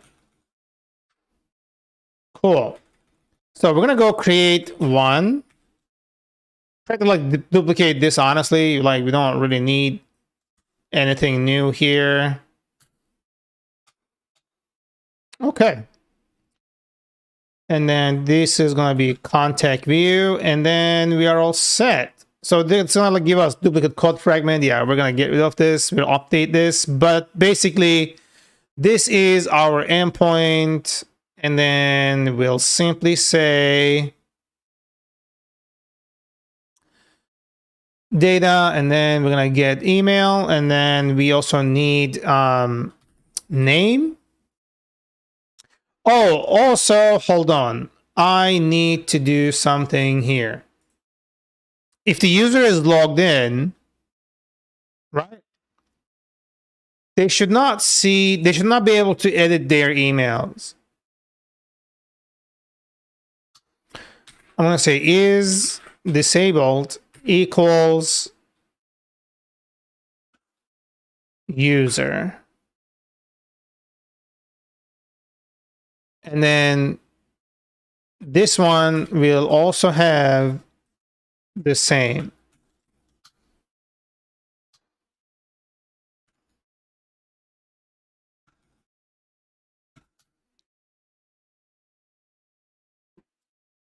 And then let's go put that is success thing to false by default. Okay, see, like this is disabled. If you are logged in, this is disabled, which is good. So you can still enter your phone number and your message. Cool. I like it. Cool. Alrighty. So having said that, now I can go back to my endpoint here, right? And then I can say user equals request.user, right? And then we're gonna say if user.is authenticated, right? Email equals user.email. And then name equals user dot, is it full name? I don't get full name, whatever. Okay, let's see if this is gonna work. I don't know if this is gonna work, but we're gonna just use this. And then else, we're gonna do this. And then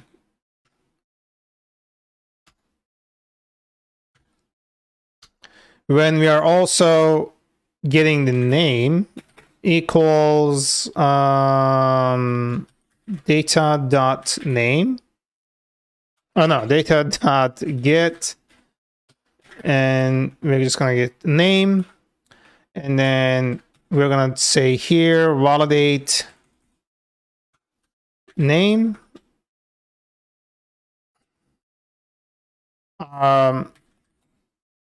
Name must be provided.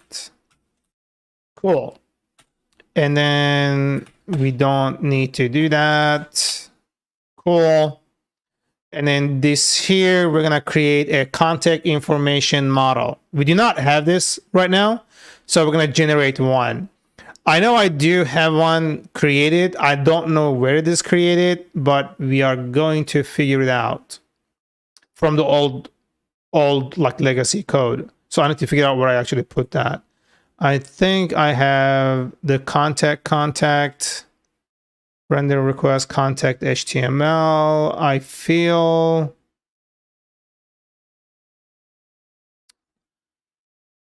account API home contact. Okay.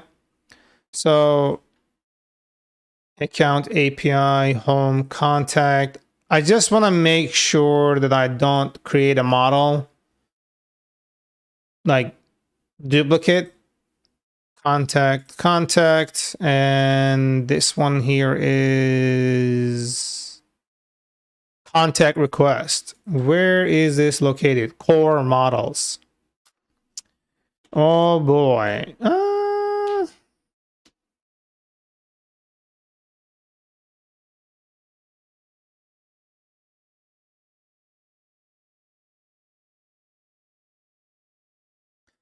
I kind of like this, but I'm going to move this to the thing.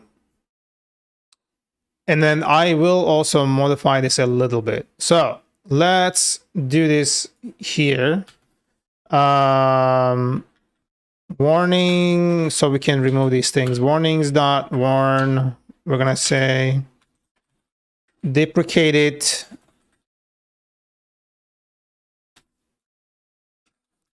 contact request model at core.models.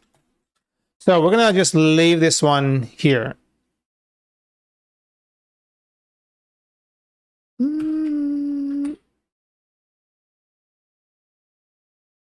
Okay.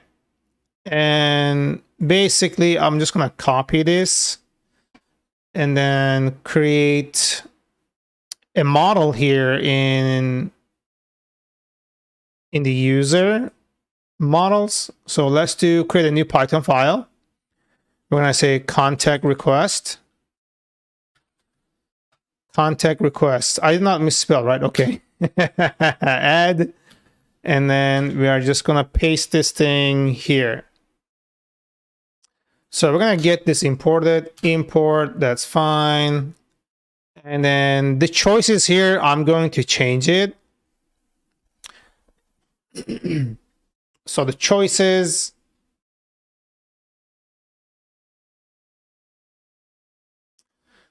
and then we're going to say from Django.db import models because we need that. And then from Django.conf, short for configuration, we're going to say import settings. So we have access to setting parameters defined in our thing. So I think we're pretty close on this one. Now I'm going to be using the new and updated version of choices generation that's in Django documentation. This time I'm going to be using probably the text choices. Actually, no, I don't really need that. Integer choices is just fine. So let's go over here. So I will say here, status choices.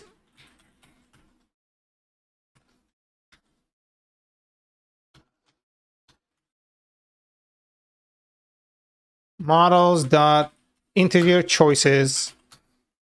And then we're going to do pending.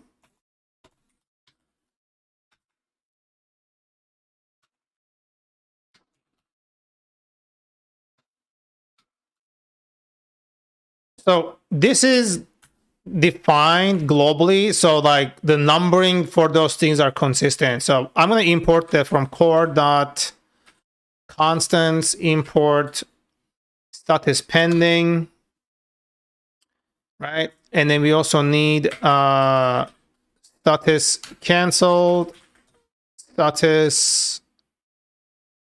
Okay, there are two that we do not have. So we need canceled assigned and reserved. So let's go create those.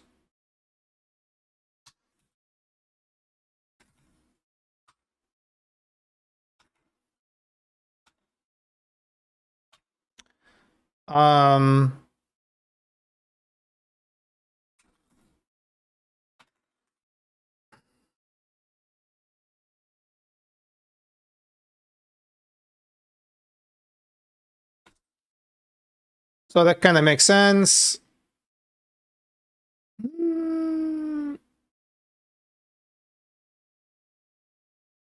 Also correct this one. We also need resolved.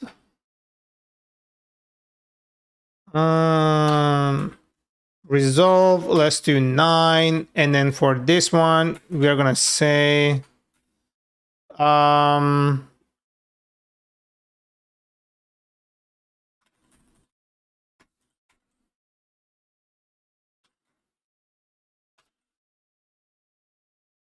and we're gonna come down here. So status canceled, status assigned, and status resolved. I like this, yo.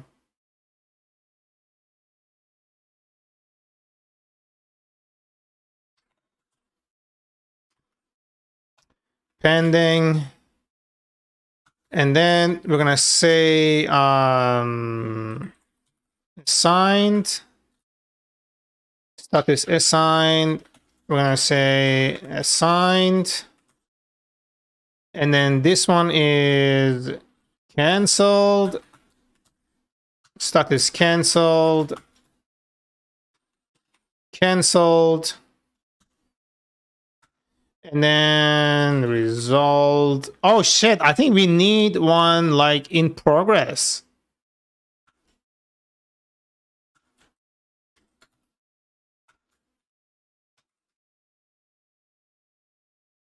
Oh, that's assigned. That's like in progress. So we can just use it interchangeably. So we don't really need to do that. And we're going to get rid of these now. And the status choices dot choices. And the default is status choices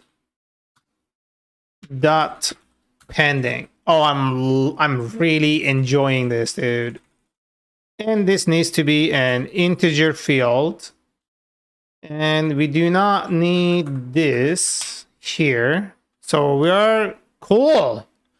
This is coming together so nice. You like it? Hell yeah, Fatal. Oh. So this one here, we just need this like name.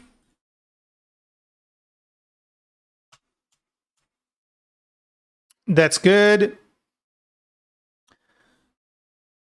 Clary Dogomisdragon. Welcome and thank you for the follow. My God. I butchered that name for you.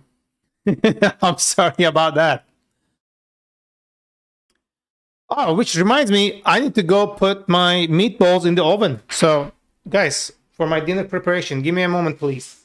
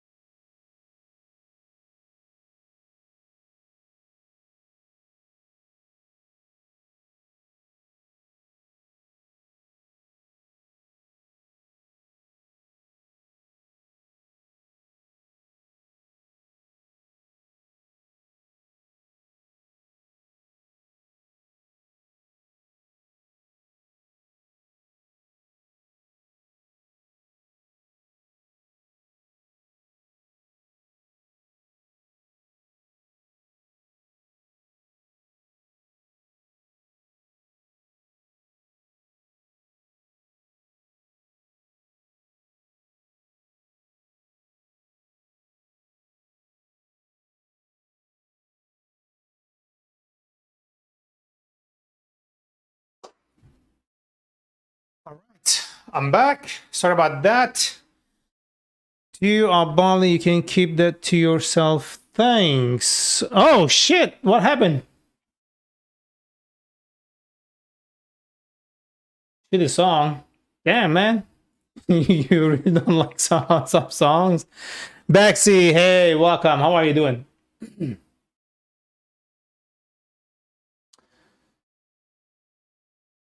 Doing pretty good. I'm just what can I call this thing? I just set up. No, I just put some meatballs in the oven so I can you know get my dinner going before like it takes too long.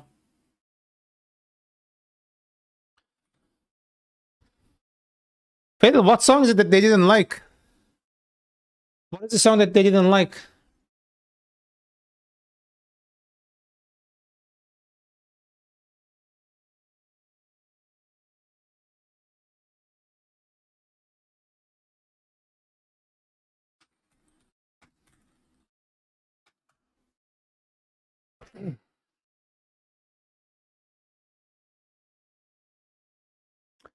Two songs ago, or the last one?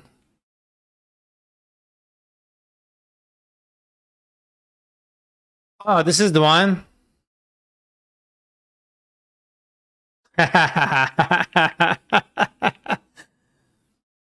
Nah, good, all good. Okay. My meatballs are in the oven. So, Habada Hibada is Signy. Written name is Signy. On delete for okay, we have name, email, phone number. We also have user, which can be a null, and also the assignee will be null by default, right? So name, email, phone. We do not have a subject, so let's get rid of that. We have the message and we have the status.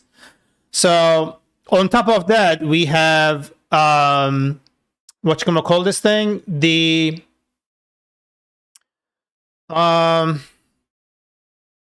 created that, updated that, so we can like keep track of that thing properly, right?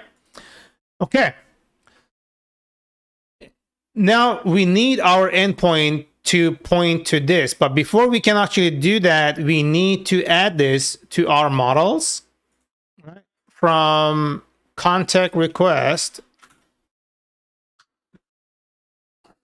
import contact request, and then we're gonna add this guy to right here. In our 6, Mealside and Stark Yoshi, welcome guys. Okay, now I should be able to generate a migration for this. We're gonna go docker exec, right? Show migrations. Right now it's not gonna show up because contact view is not defined. All right, let's go fix that. Contact view. Did I not import this? Okay, there we go. Now it should be good. Sorry about that. Oh my god, a reverse accessor user signing for core signing clashes with reverse accessor for blah, blah, blah. Oh yeah, I see. Because we are going to get rid of this.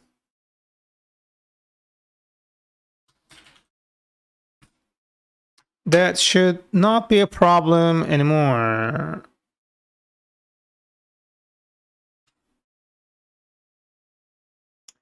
Actually, instead of just saying deprecate it, I want to delete this entirely. Let's see how bad the repercussions are going to be. Most likely, this is the first one. Okay. And we will also suffer from it from right here because I think the contact... Oh no, the contact on this URL here is importing it. Right? Yeah, instead I'm gonna say here, I'm gonna say user models import contact request. Let's see if there's another error. This will tell us. Core models import contact request cannot import it from where file lord core admin py. Okay, that makes sense.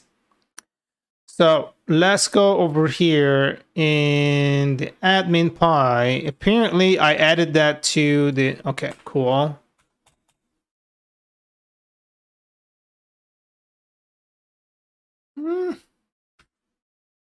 And I can do that in the user instead.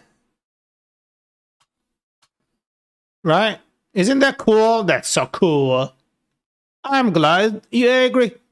How was your day? So far so good. I'm having a pretty okay, decent day so far. No downsides. I started with a little bit of a headache, took a painkiller, and then my eyes were dry, and I got an eye drop in my eyes.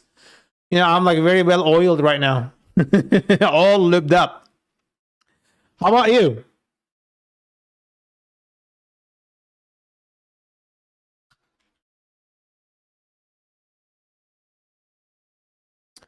From Django, where do you import the admin? I honestly don't fucking remember. Hold on.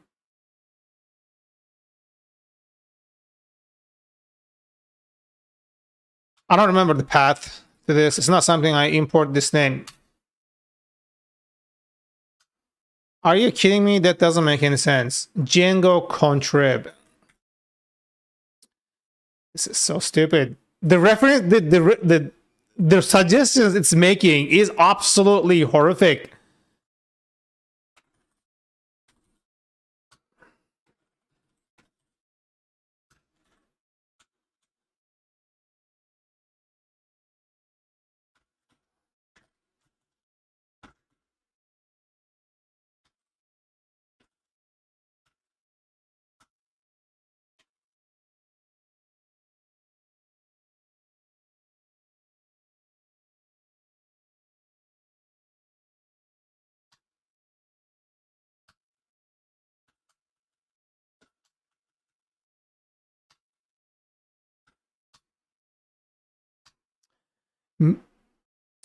Carnage 2022. I'm doing good. How about yourself? And welcome. May I ask you a question about the implementing an algorithm or finding the solution? I want to check if in my JSON file contains the user input.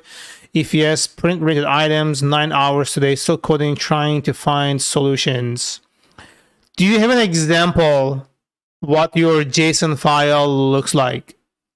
If you have an example, you can show me, like either on JSBin or like an image file on Imgur or something. Show me an example and then we'll figure it out. Yeah, my Discord is on my channel. If you just type like exclamation point DC, you'll see my Discord. Fatal, that's on that's on Twitch. I am responding multiple chats at once. My life. I see something called Naeem. Is that you, Bexy?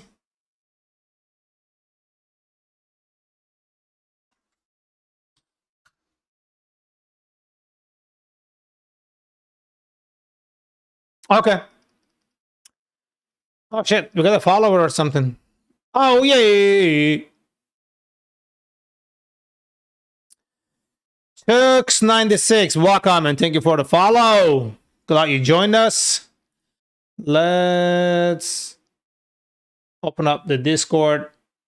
I have like several million notifications. I just can't. All right. Yeah, I have my Discord open. Just send me your message and we'll go from there. Hello, sir. Did you do dev on iOS native? Not on iOS native, but I created an app on React Native that got deployed to iOS.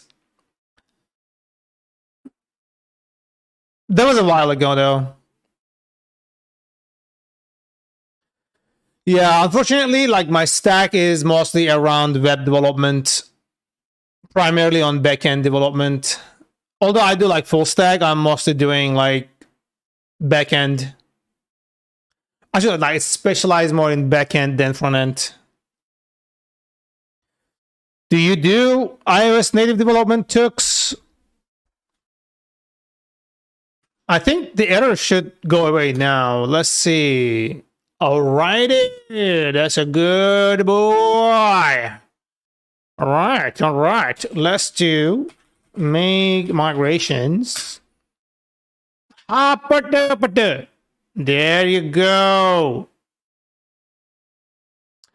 I'm struggling to choose between iOS dev native or front-end JS. What do you advise me to choose? Okay, so I have some follow-up questions on this. What is your end goal? Are you trying to be a mobile developer only, or you want more variety in your potential career opportunities? Like, do you feel like you might jump to something else? Because this is the thing, this is what I know from iOS dev, right? iOS dev, there are two languages you can use, and the things that you can do with those languages mostly will be utilized on macOS or iOS environment. You need to know Swift, and what's the other one? Objective-C, I think. I'm not really sure which one, but they are using one of the C's. So, but they will. You will make money. You will find opportunities, but they will be limited within that scope, like within the iOS scope or whatever that like you can implement. Whatever industry you can go into utilizing those two languages that you master or you know. There is definitely more opportunities in web. 100%. I agree with that sentiment. Whoever said that to you, I agree with it. I might be wrong, but that's my personal opinion. You will have many more potential job opportunities if you choose to go with a language that's utilized not just on a single environment, but more environment than like just iOS or just Android or this or that. That's one of the reasons I like dealing with Python, because like you can use Python on anywhere. And same with JavaScript right now, it's being utilized everywhere. You can do mobile app development, you can do web development, you can do backend development, you can do certain software. I think it's also being used in like AI. I'm not really sure. I did not really follow up on that personally, but I believe it is. So, like if you master that, you'll be able to like apply to different job postings because you are possessing that particular skill.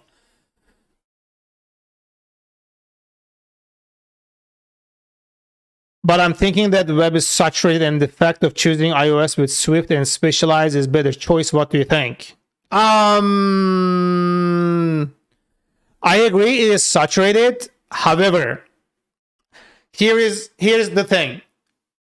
The amount of opportunities you will find in iOS development, let's say like there is 10 job postings here, right? There are 10 people looking for employees who knows how to do Swift and who can do native iOS development. 10 employers. That's just like an analogy I'm making here. But with the web, there's about 1 million of them compared to that. Even though it's saturated, the amount of job listings are so many times more. Like you send 10 job applications. If all 10 of them pass on you, right? You're also competing with every other iOS engineer trying to get that job. So your chances are like you have to fight even harder compared to this.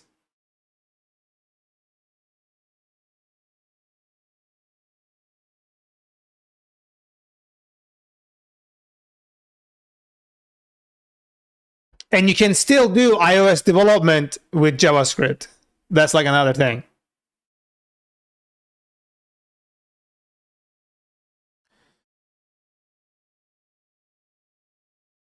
Okay, I see your DMs. Give me 1 second. Message.txt. Can you see the socket type and support memory with memory and motherboard? For example, if user input only contains just one part number, so I can show related items depending on this part number. I see. Thanks a lot for the feedback. Sure thing. I mean, again, like, this is just my personal opinion. I might be wrong on this, but as far as coming from my experience in the industry, that's how my opinion is shaped from what I experienced myself. So let me read this thing one more time. Where are you from? I am from Turkey originally. I'm Turkish, but I'm living in Canada currently. I just moved here. So let's see. Oh, no. I'm trying to open this without showing it on the stream. Please. Okay, there you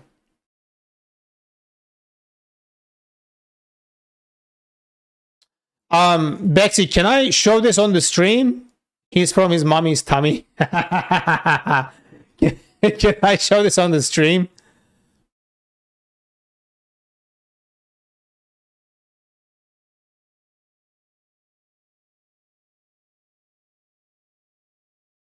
Better not. Okay. They rode donkeys together. Hell yeah. Algeria. All right. All right. Well, very nice to meet you, man. But again, if that's your passion, if that's what you are interested in, you know, like, don't let me hold you back. You know, live your dreams.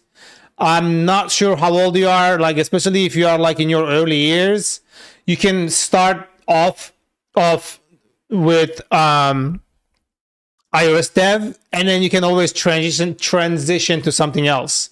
You know, it's not like it's set in stone. You know, you can move over to other areas within the industry.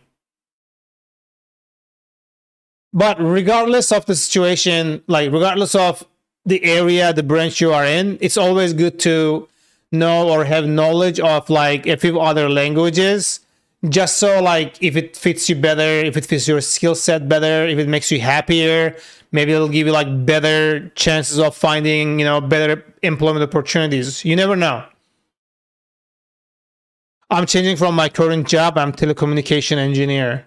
All right. Yeah. I mean, just like you are doing transition from the telecommunication engineer to iOS dev, you can do from iOS dev to something else. So, you know, like, see if it makes you happy.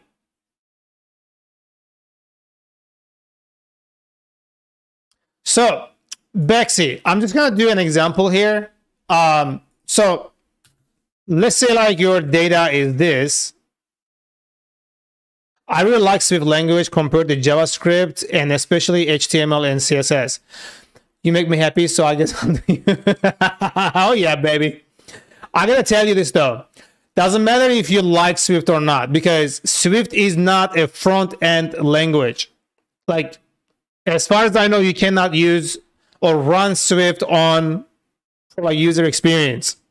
Having said that, if you are developing anything that would be served on a browser, you will have to utilize JavaScript one way or another. There is like almost no website out there right now that's not using JavaScript. So one way or another, you're gonna end up like dealing with JavaScript. So might as well, you know, learn and understand how it works.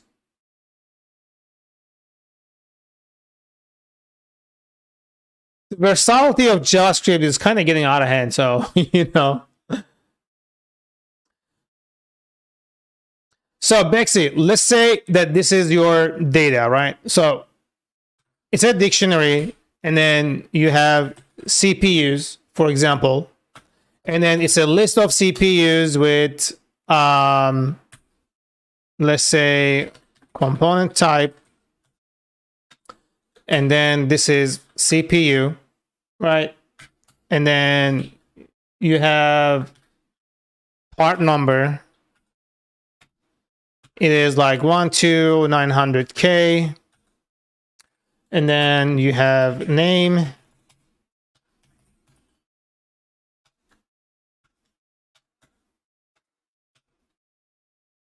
I like Python, though, by the way, saved me a lot in my work for automation and scripting. Oh yeah, Python is like, that's one of the like most common ways of I hear people using Python. I also have done like a few things like that, like for automation and scripting, or generating like processing data and whatnot. Name. Okay, I'm gonna do Intel Core i9 whatever, and then supported memory here, let's say supported memory. I'm just typing this DDR5.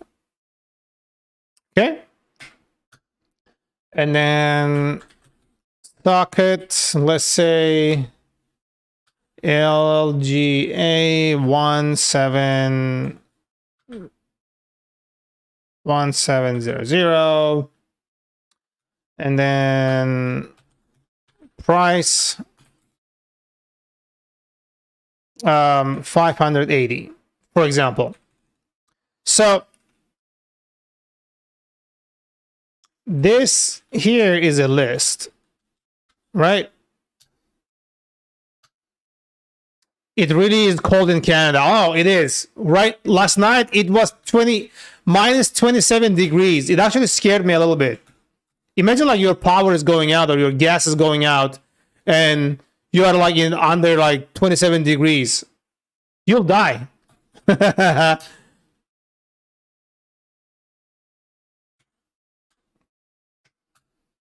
So this is like the second one, for example, right? So CPU component type, let's make this like 13, Intel Core i5. I'm just like DDR4, whatever. Price is like 420. Blaze it, you know. So the question was, let me remember the question. Where was the question? I'll check if my JSON file contains the user input. If yes, printed. Okay. So like you'll simply need to filter through this list. Where do you live in Canada? I am in Ontario. So let's do this. Python filter list of dictionaries by value.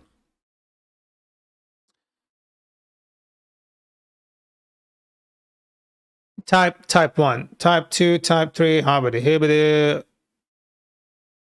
Yeah, list comprehension is like your thing, or you can also do filter. Oh, cool.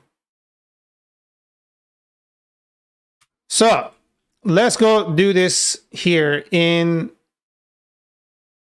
terminal, right? Let's go Python, sweet, and then I do this, cool. So my data now is over here.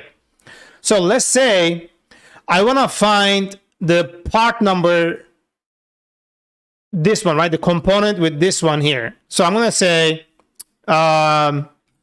list filter data,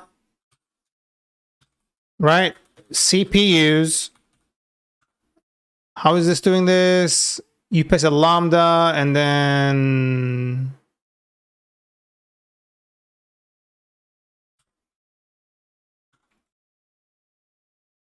hold on, I gotta look at this documentation on filter. Python filter. The first one is the callable, or the second one is the callable? Filter function selects element from an iterable list topology based on the output of a function is applied to each element and returns true the element selected by the filter option. Check even numbers. Okay, yeah, the first one is the callable. So the second one is the CPU. So this is going to give me a list. So I'm going to do here is lambda CPU item CPU item equals input. CPU item, let's say we are searching it by part number, right? Part number equals user input. So this is going to fail right now, but it's okay, right? Because user input is not defined. So let's say, Bexy, your user input is, what do we have? 13900K, for example, right? So if I happen to do this, it will only give me the one that matches my filter. Like, you see that? So if your user input becomes, what's the other one? 2912.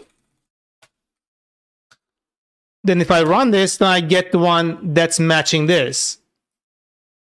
So whatever it is that you are trying to like extract, change this filtering thing to the name of the field that you are trying to match, and then pass the data that you are gathering from whatever user. Does that make sense, Bexy?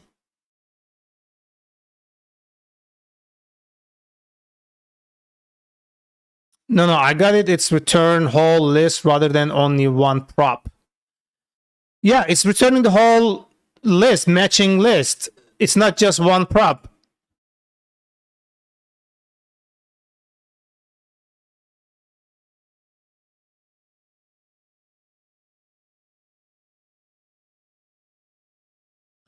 It's because like my okay, let's say my data, hold on, I'll use CPUs equals data CPUs, right? So if I do CPUs, okay, I have like 2. Let's make it like 4 or something, right? CPUs equals CPUs plus CPUs. So if I do CPUs, so I have 4. So if I come down here and update my reference, now I have 2 of them. See, it will give you every single one that matches your criteria. So it's not necessarily a single one. Anyone that fits the filter that you are pointing out, it will take all the ones out of the list and only will give you the ones that matches your filtering criteria. That's it. There are definitely other ways like to filter these things out, but like this is the first one that I saw on the thing. If you have like a million items in this thing, I wouldn't recommend doing this. Maybe like try to find, either organize your data so you can filter it more precisely and faster, or maybe come up with a different way of like filtering this thing. So make sure like you don't consume your resources in a way that it's going to create stagnation or crash or memory errors because you're out of memory. Thank you, Mstavi. That helped me so much. I can implement this stuff from this approach. Yeah, sure. I mean, I'm glad to help. I'm hoping that this is a good good example I did, but yeah. Dude, what was I doing? Yeah, there you go. Okay, so now it's time to process this baby. How much time do we have before our thing ends? Let's see. 51. Okay.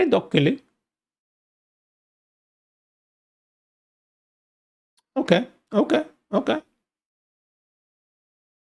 How much do we have? 1 hour and 16. Damn. Don't forget to check the meatballs. Yeah, I just heard the oven like go beep. So it still needs to cook. Jurigus, welcome. We're doing great. How about yourself?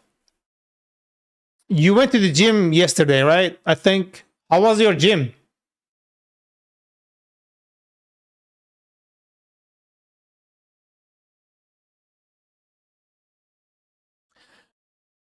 You went to the store. Oh, you went to the store. Maybe that was someone else. Someone definitely went to gym yesterday. It wasn't me, but someone definitely did.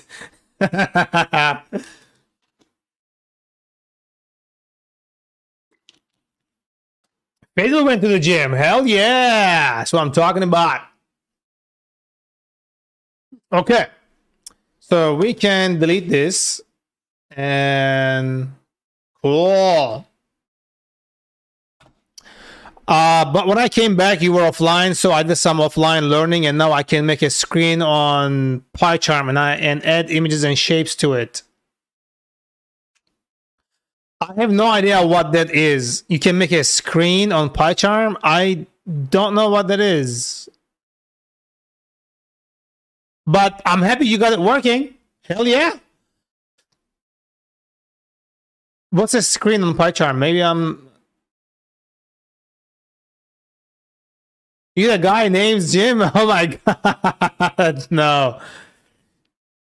Made a window using Pygame. Oh, okay. All right. Yeah, I heard of Pygame. I think I tested it out one time, but that was a really long time ago.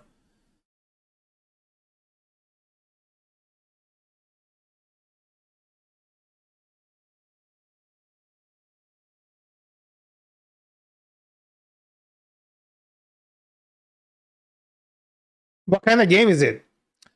Okay. So we have our thing run, I think, the migration. We made the migration, but we need to run the migration, right? So let's go the I'm gonna say show migrations. So we should see our thing generated here, and this is not run. And then we have another one called delete contact request. This one right here. I'm not gonna run that one. I'm just gonna run the user. So we're gonna come down here. We're gonna say migrate user. Cool. So you should only run the migration that I just created. Sweet. All right. Now I can actually go ahead and create my contact request. So we're gonna have to come down here and just take me straight up contact view, and we have contact, and I'm gonna go ahead and print show URLs. I want to see that contact is appearing. User register, user settings, user verify email address, user contact. Okay, sweet. It works right there. So if I do this shell, right, I'm gonna say from Django.import reverse, and if I do reverse, right, user contact, I should see my URL. Baby, come to dad. I like it. This is sick. Okay. Now, one way to do this is to just create the thing. And the parameters that we are expecting in this one is email, name, right? And then what else are we getting? We are getting phone, right? We're going to say phone equals data.get, and we're going to say phone. Cool. So this validate email, I want to see if I have a validate phone. Do I have phone? No, I don't. Fuck it, we can implement it later. I need to save some time. So we have phone, and then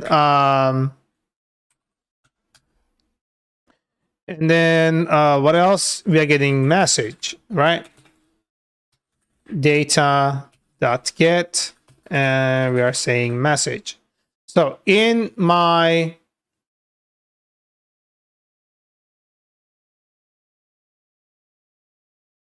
contact request, we have a message field. Sweet. So we gotta do here, we need to also make sure that message is not empty. Assert message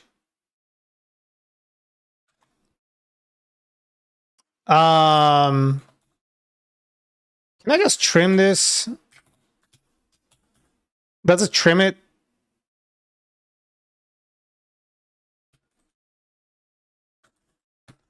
Okay, let's test this out. So I'm gonna say MSG equals, right? YOLO space MSG.trim has no attribute trim, so it doesn't have a trim. What is that thing called? Like, I know it's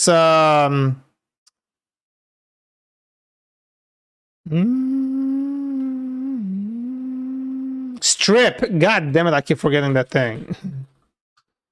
There we go. It's not trim, it's strip.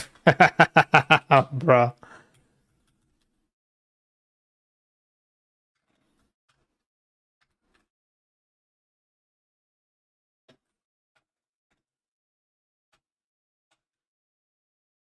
Cool.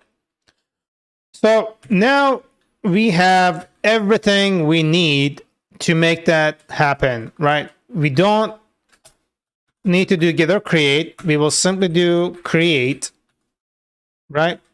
And then we're gonna say also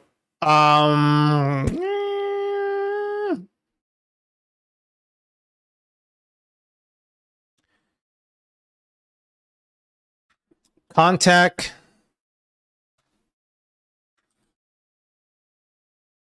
request, import this for me, please. Thank you. Okay. So we need user equals user if user dot is authenticated, else none, right? And then we have email equals email, and then name equals name, and then message equals message, and this is it. About like 4 items, and the default thing for this one is pending, right? Like, means that it just got created. So we are all set. And if everything goes right, we are gonna return saying that the newsletter got created. We return 201. That's about it. I think this is it.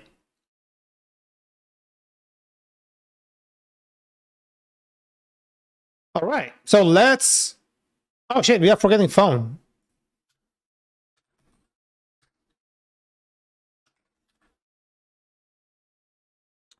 But I think we don't have a phone field, which is gonna be really weird. Oh yeah, we do. Sweet. I'm so sorry. Okay. Cool, my dudes. I think phone should be, okay, default to none. Cool. All right. Now we need to go and create this URL so we can reference it as a thing. API join newsletter. And then we're going to say API contact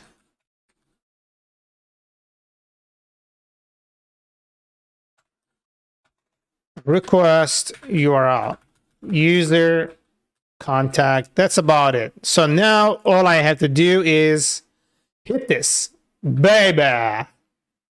Cool.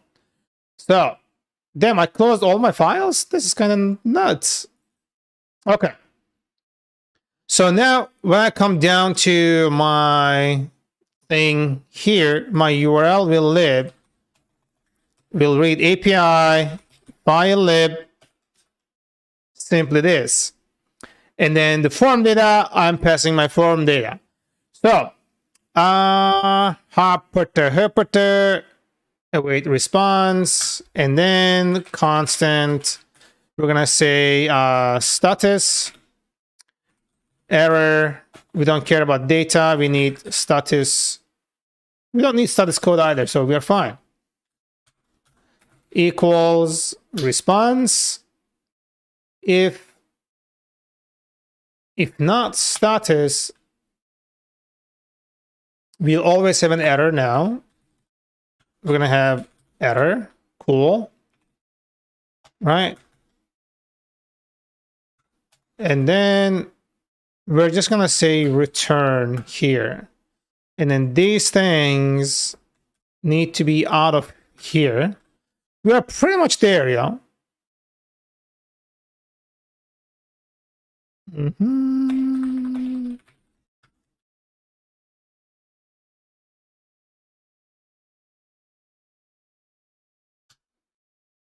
Mm-hmm. All right. We're almost there. Okay. We don't need this anymore. And here we're gonna do a toast. That's what we need. So we can tell the user. Actually, no, we are not doing a toast. Hold on, can you do a callback on the toast? I'm kind of curious. Toast. Props. There's no props? What the heck?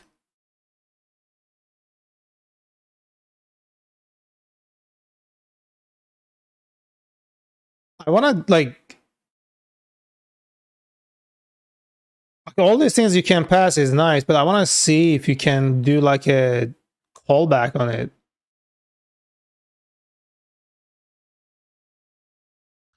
The toast will close itself when the close button is clicked or after a timeout. Those can be configured to appear at either top bottom location. It's possible to have more than one toast at a time. Display a custom component instead of the default toast UI. Yeah. Okay.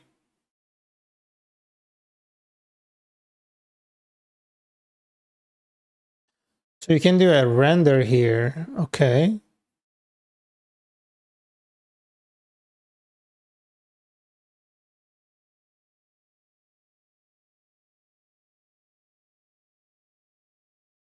I'm trying to see like if there is any callback options or like on close options and things like that, you know, simply.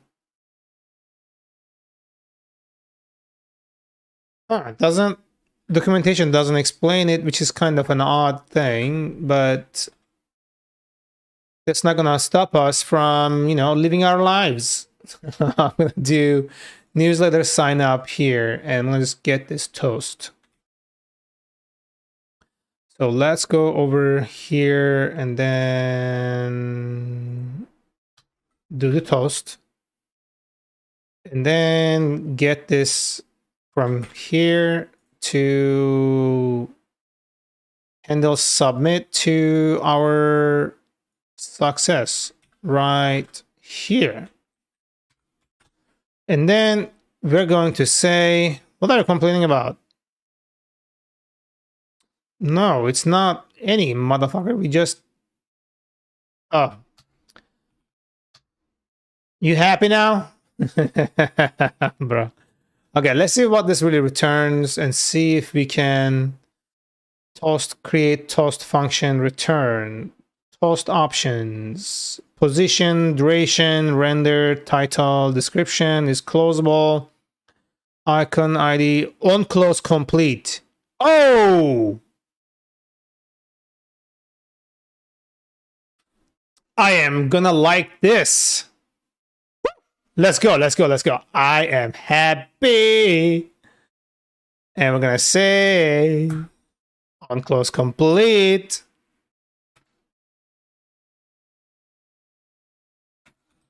Router dot push homepage URL. Isn't this cool?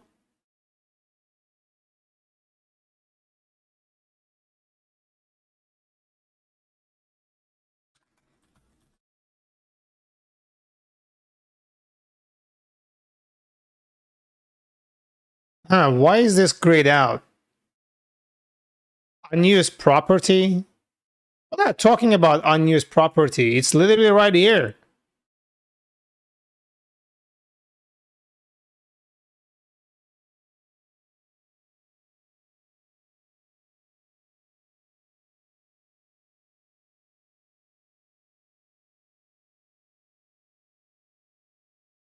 Like, is it during the initiation you have to pass it? Is it? That can't be it, right? I don't think that is it.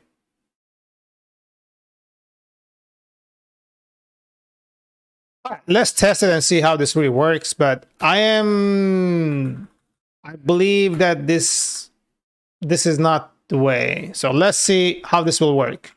First, I just want to like actually test it out and see if this will work. So let's go and check it. And I'm just going to say return. I just want to test it out. Let's go test it out. Okay.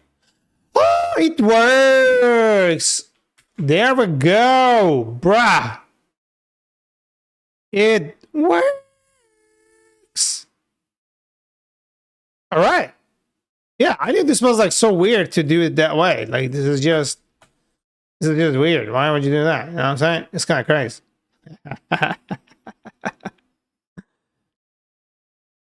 Okay.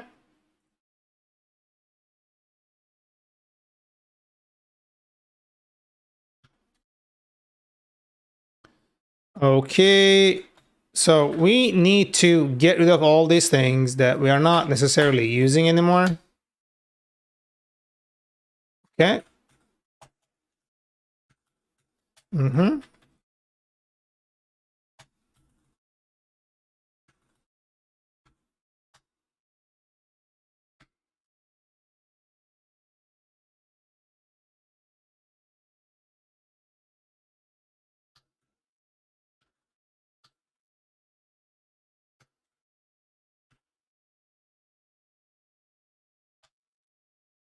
All right, no errors, and we don't necessarily need this anymore because, yeah, we just don't need it.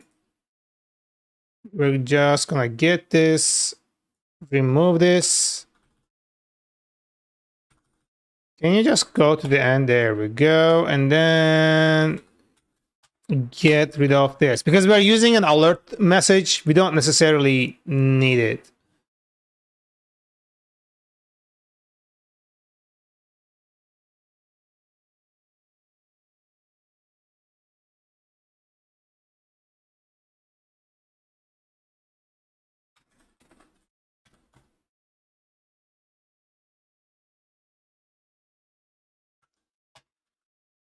Okay. So here we go, set error. And then we're going to take this guy down here.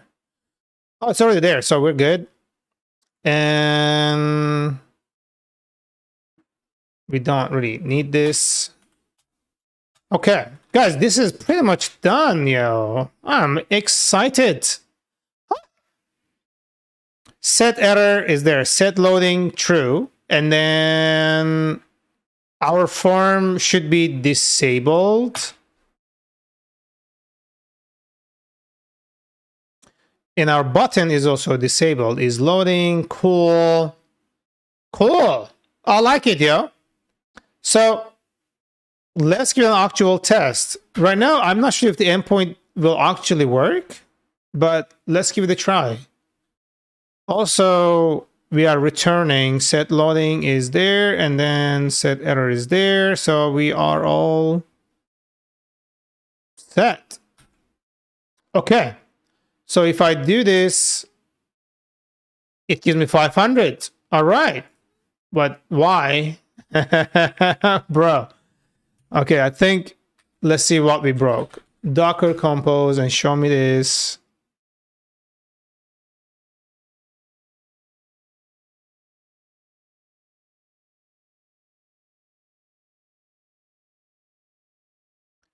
It is doing cannot import name contact request core from core.models. Where exactly it is trying to import that? Apparently, no, there is still remnants of the reference there. Oh, it's in the test. Okay.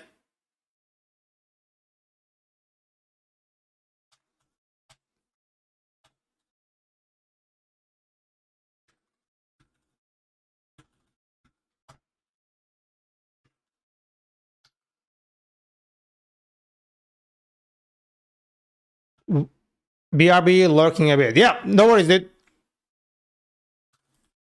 Why isn't this updating when I... This is annoying, bro. Come on, let me do my thing. I need you to restart for me. Dude, what's your problem?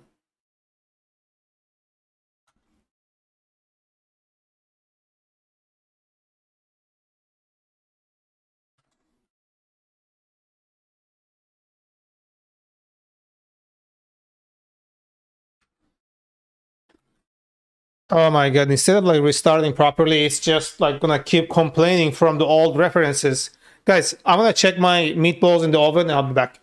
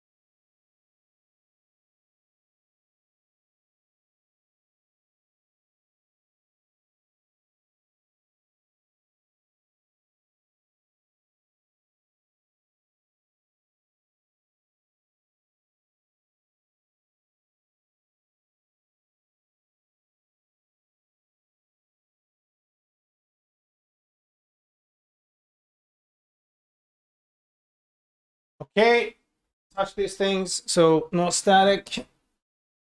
My meatballs are like pretty much ready. Oh, I hate this. All right, yeah. So now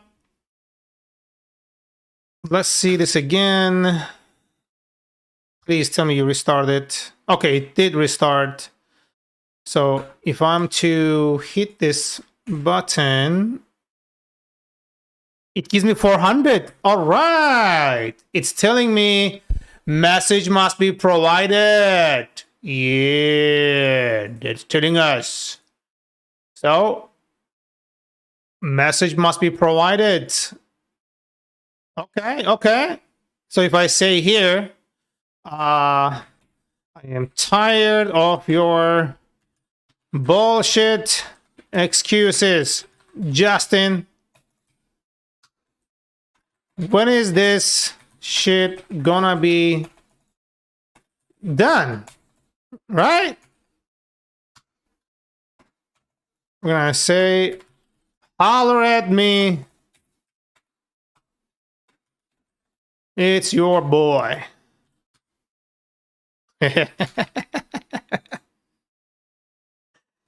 What message must be provided?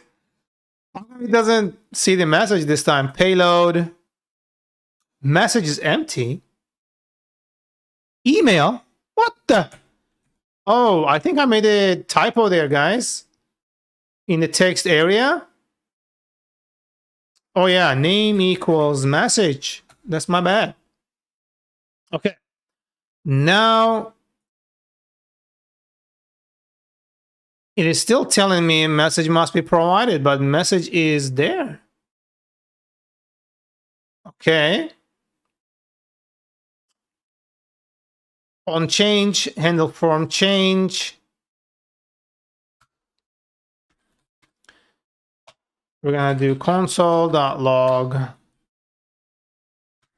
changing name and value.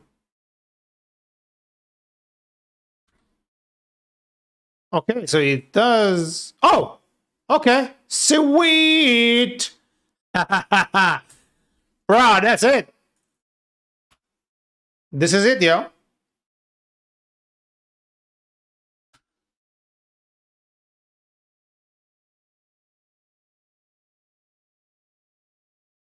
So what I want to do here is let's do a fresh test because this felt like a little too easy. I know it's because we already did some of the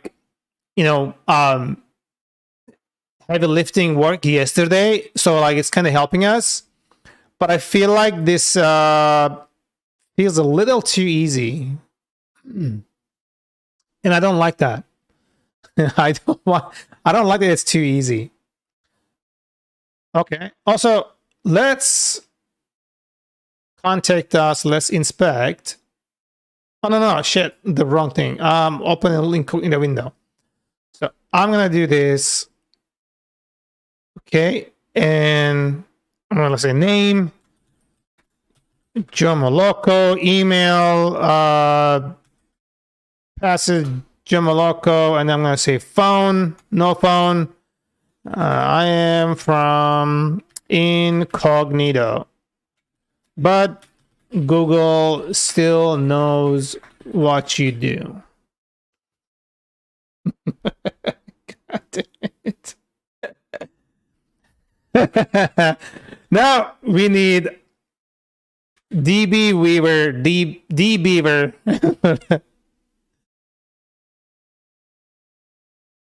So we can go and look at the data in a visual format, right?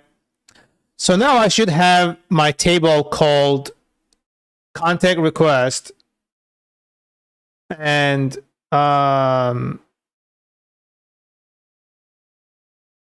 in my user tables, right? In my user application. So let's go look at this table. Every time like having to open this is just really annoying.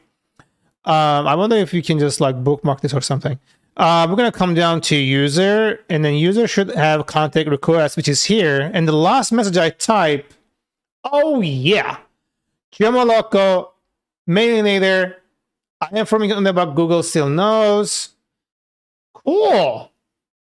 There is no user ID because there is no user. And the status is number 2 because pending represents number 2, which is amazing. Pending is it 2, integer is 2. Cool. Dude, this is so nice.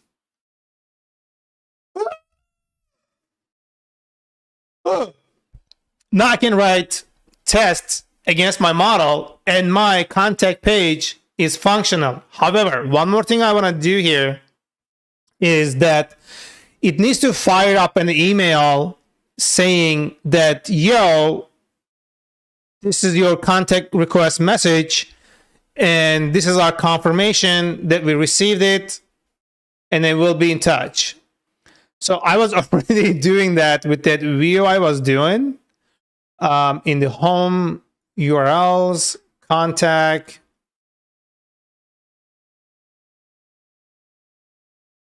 This one right here. So we're going to carry this over here.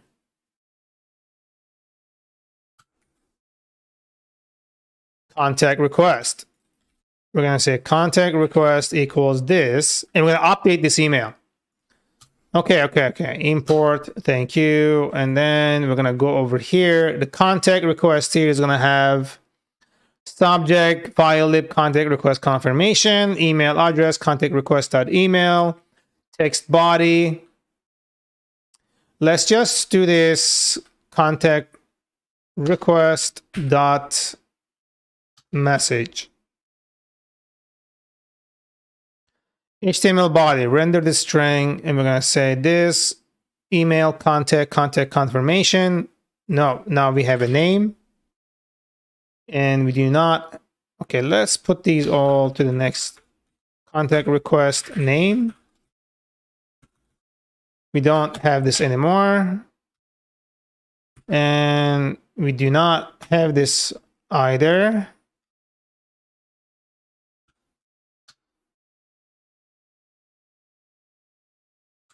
That's it. So let's open that file, and then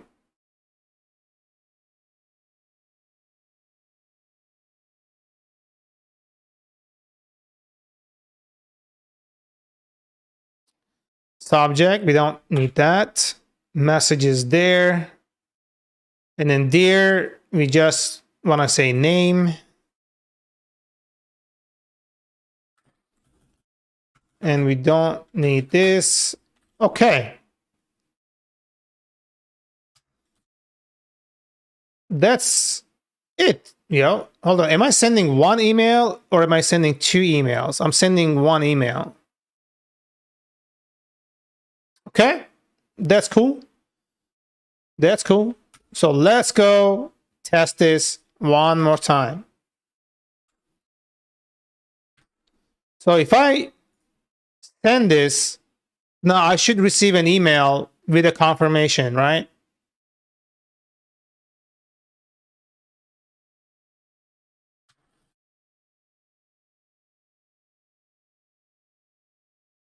And I'll just say send.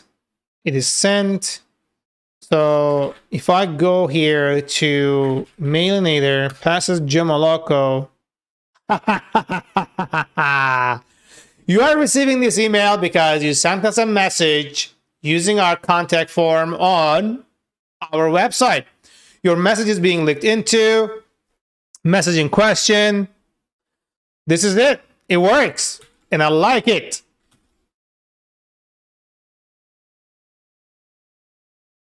Okay, you can see the text version as well, but let's update the text version here, right? We're just going to say here, let's turn this into an F string.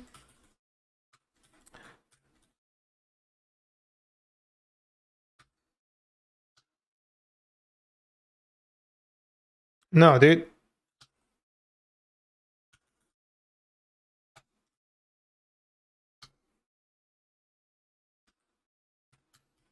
So we're going to say dear name, right? Contact request dot name. And then we're going to say we have received your contact request. We will get back to you as soon as possible. Your message and best file lib. So let's do this again. Go to contact us. And then where's my Mailinator? Where's my form filler, dude? This is annoying. I need this fucker to be on the other side too. So let's go over here and details 11 incognito. Thank you. I don't want to keep filling this every single time. I think I had to reload this page. So this kicks in. There we go. I'm just gonna make this passes Jomoloco again. Okay, so I should have a new email. Cool. And then text version, dear Wilma Collins, we have received your contact request. We will get back to you as soon as possible. Your message, blah, blah. Cool. I think that your message section maybe should be inside like a thing. This.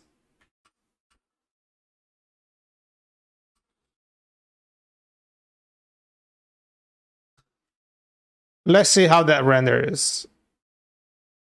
Back to inbox, and then go to contact us.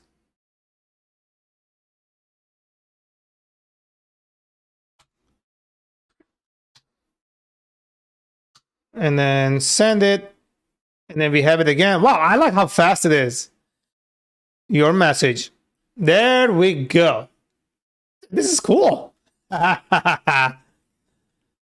And I think we should update the HTML one as well, so it actually matches.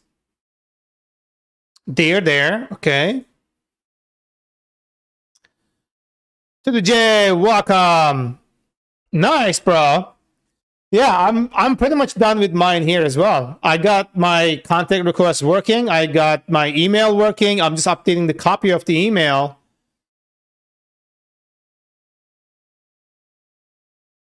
This is a confirmation that we have received your request, your contact request. And get host, we don't really need that. And actually, let's just do this here. And then just do another P. And then cut this out. And then just do another paragraph. And then remove this because that's kind of annoying. We're going to say your message is the message. Cool. So let's test this one last time. And I think that should be it. All right, fill this out for me. Thank you. Passes Jamaloco and hit it. Your message. And if I go over here and I go back, I have a new message. All right. You are receiving this email because you send us a message using contact form on localhost. Your message being like, no, that's not. This is the wrong one. This one. No, that's the wrong one. Okay, this works, but that's the wrong one. Why isn't it? Did I save this? Yeah, it's. Did I have to restart this fucker again? I guess I have to. I hate it when it doesn't like apply my changes dynamically. But yeah, this is all set. In the meantime, I'm going to update the copy here on the contact TSX. So we have received your message.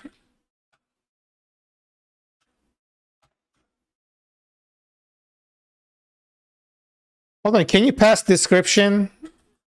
Description, you can. You will receive a confirmation email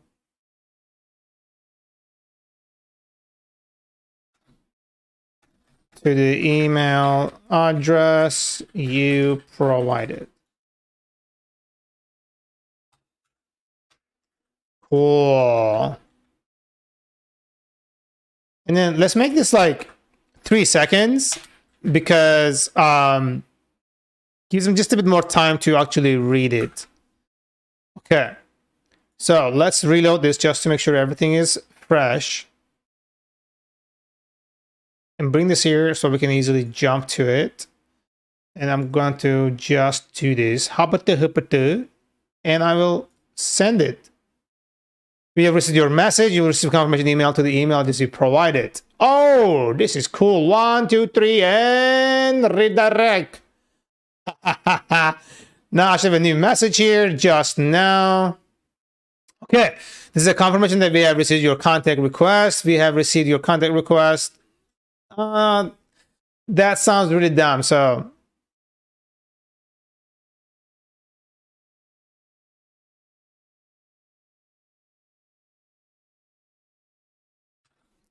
we got your message and someone will be assigned to it shortly. That makes more sense.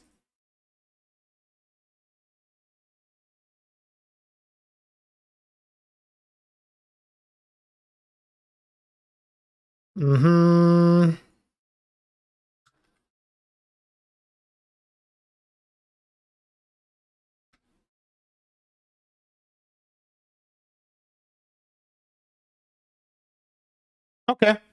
So I think this is it. Now, the last thing I need to do here is when, let's say like if you did not provide error message, then if you did not provide a message, then we're gonna give an error message.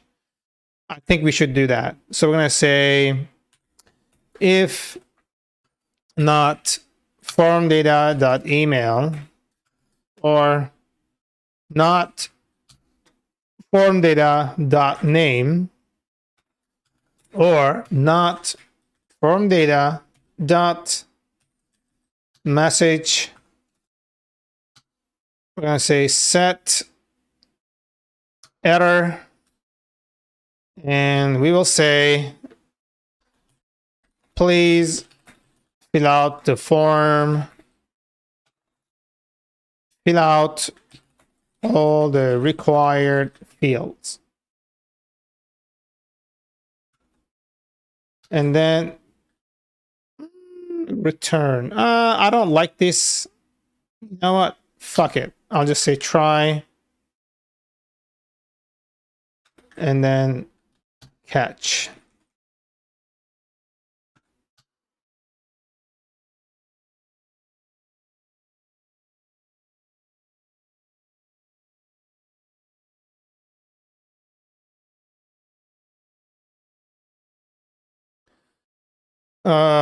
Let's order this and then fix all the problems and then thank you. So here I'm gonna just say throw new visible error.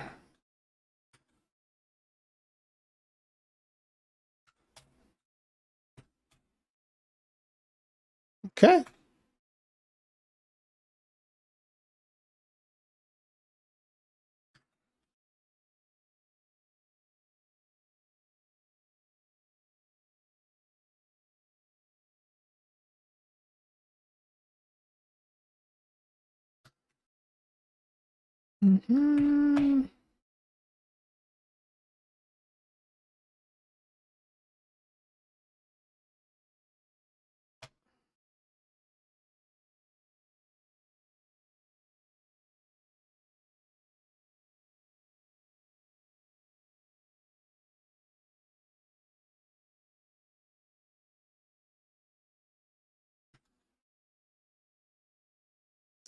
Set error. We're gonna say e.message and then set loading false. And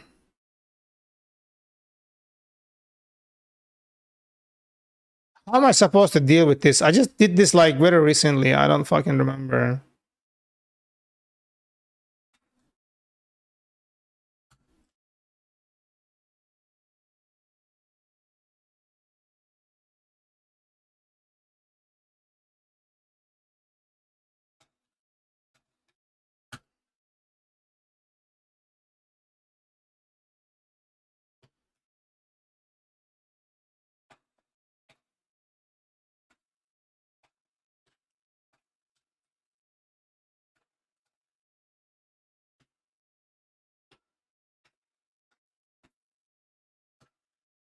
This is so fucking dumb. I hate this so much. So I think this should be it. Any error here, we are throwing it. Anything here, we're throwing it. And we don't really necessarily need to do this anywhere else. Okay. We don't need to do this over here either. So this will always reach here. I'm just going to say return. There shouldn't be any more return on anywhere else. Cool. I like this. This is much more clean. Let's give it a test. Contact us. Come to daddy. So if I am to fill this out without a message, it should give me an error. Please fill out all the required fields. Yes.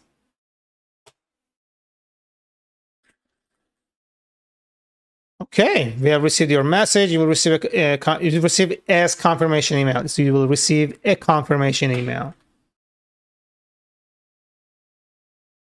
Okay, we are set. We are set, yo. Back to inbox just now. Dear whatever, look this minute possible. Your message is this, and if I do text, I can see all my stuff here. This is done. How much time do we have on the treasure box? 30 minutes. Yeah, I don't really want to stay. I need to eat. I need to eat. All right, guys. I'm going to go get some food. And then... Actually, no. I'm going to put my pasta in water so it boils. And then we're going to write a few tests. So hopefully, I really want to finish this entirety of this thing today. So I'll be back in a bit. Just let me get my food ready.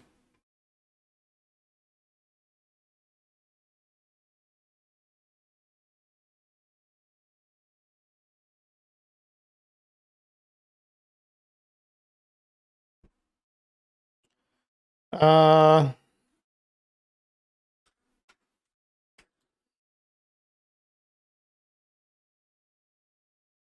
mm,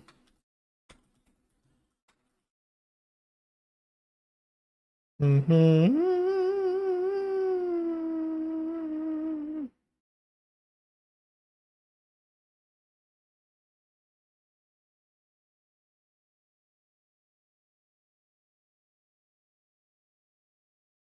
I need this smaller, yeah. This is just too big. And also, let's make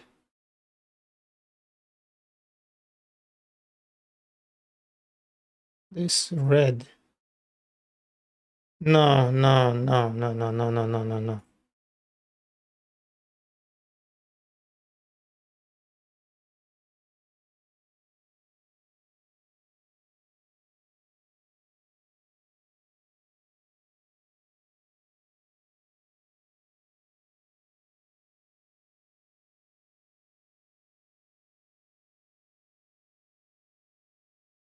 This is fine. All right, guys. I'll be back.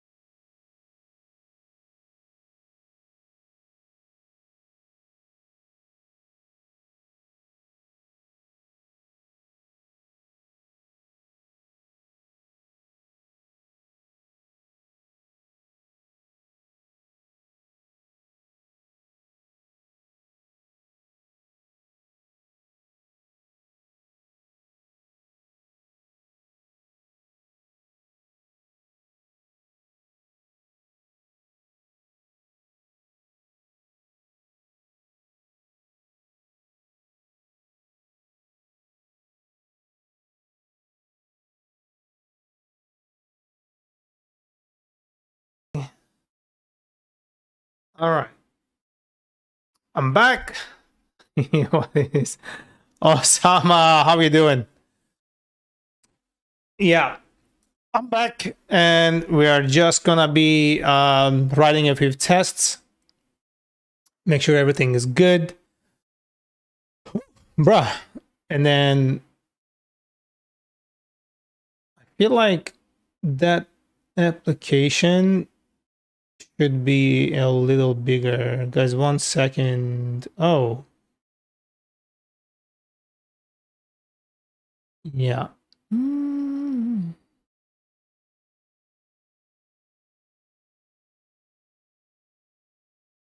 Okay.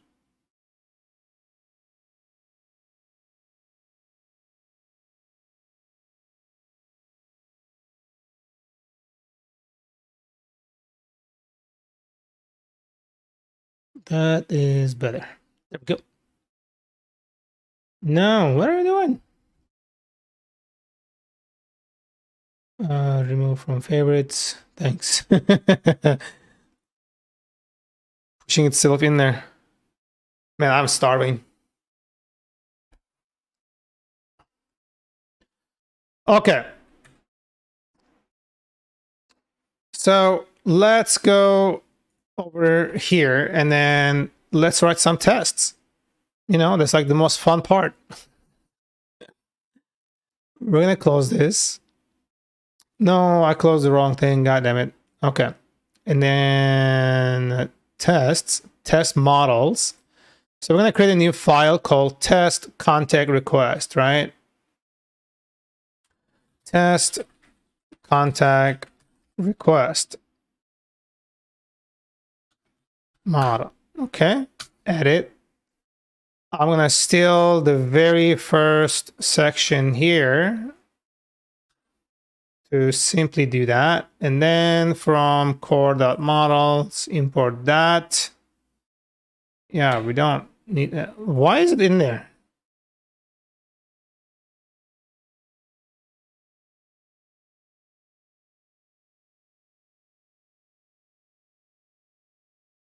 Oh, okay. And here from mock contact request. Okay, so let's go and create this.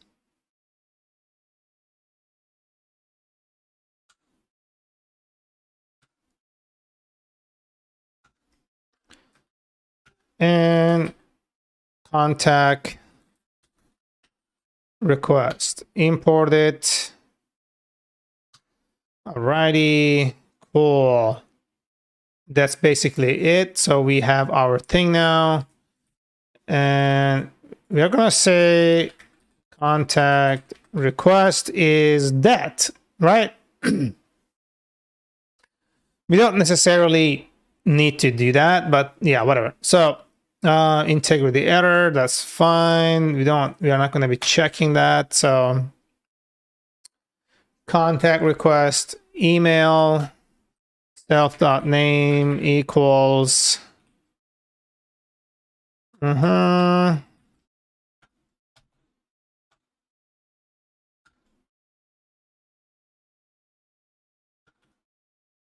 get random string, and then another one to get random strings. Cool. And then self.message equals the same thing here, except we are just going to make this about 100. Cool. I think that's about it. And then we're going to say self.user equals mock user.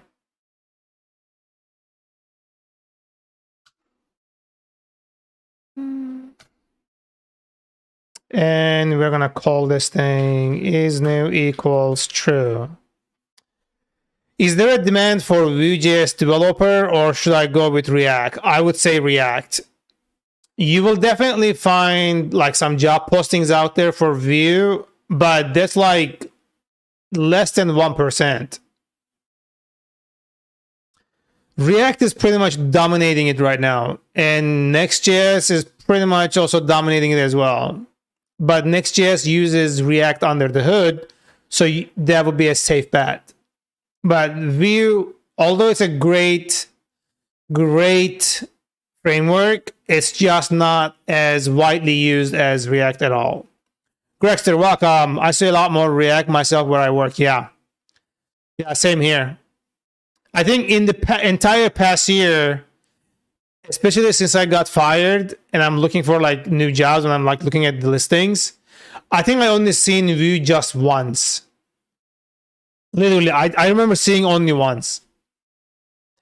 I remember because it kind of like took me by surprise. I'm like, oh, somebody's looking for Vue? That's interesting.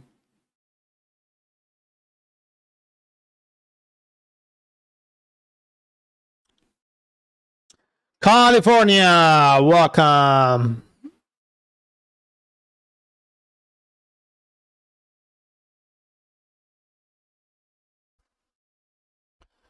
Okay, now let's say dev test contact request defaults. It's sad because I don't like JSX a lot. Why don't you like JSX? I don't like, what bothers you about it?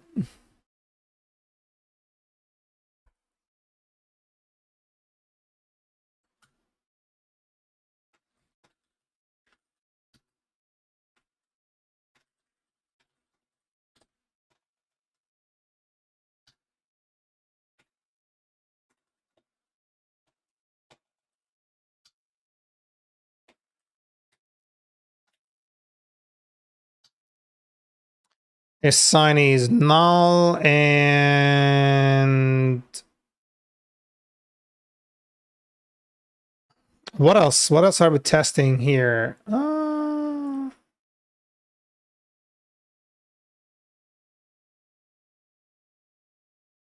Okay, let's run it and then see if this is actually going to work.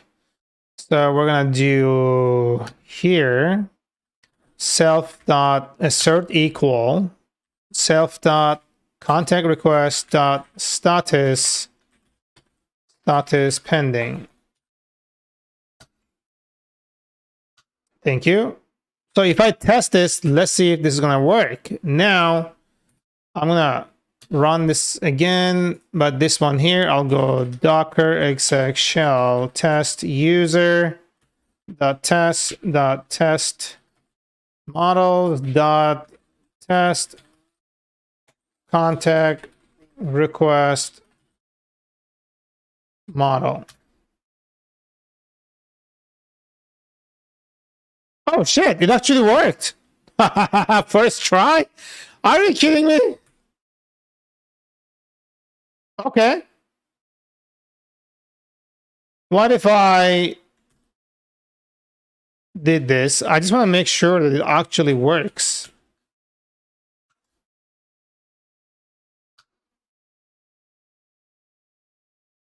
Yep.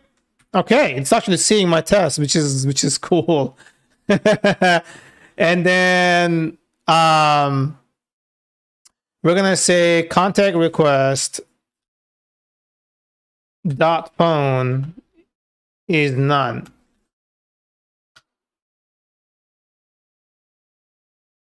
Okay.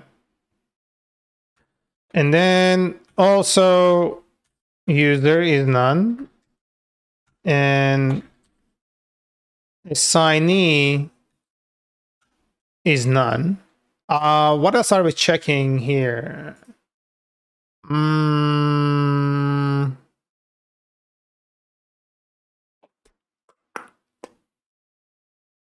I think that's about it. Yeah. Cool. Cool.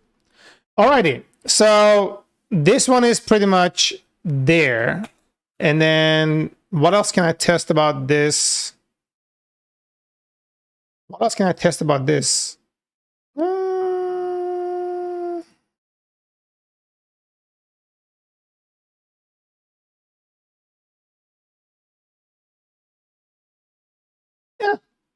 I think this is it for now. I can add more when I come across more. Cool. Now I need to create a view for the test, right? Which is so we can test our endpoints. And we're gonna say Python file. We're gonna say test contact request view.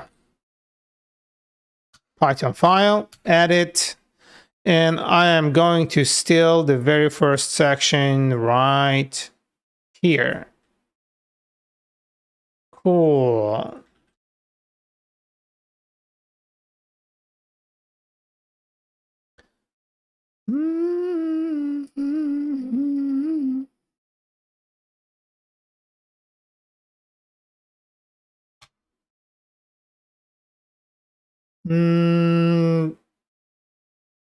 Import mock contact request. Get it. Cool. We're gonna.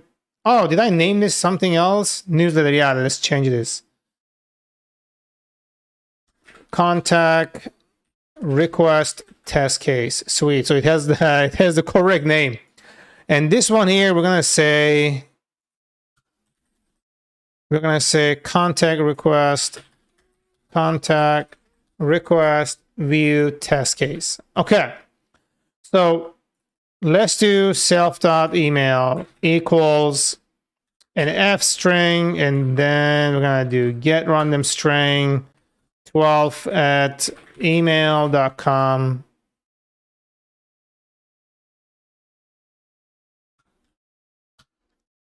Self.name equals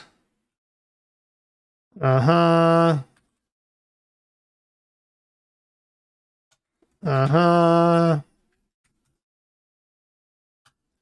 then self.message equals, let's make it 100. What else do we need? Self.phone equals +1 213 555 6789. Self.user equals actually no, self.token equals mock token,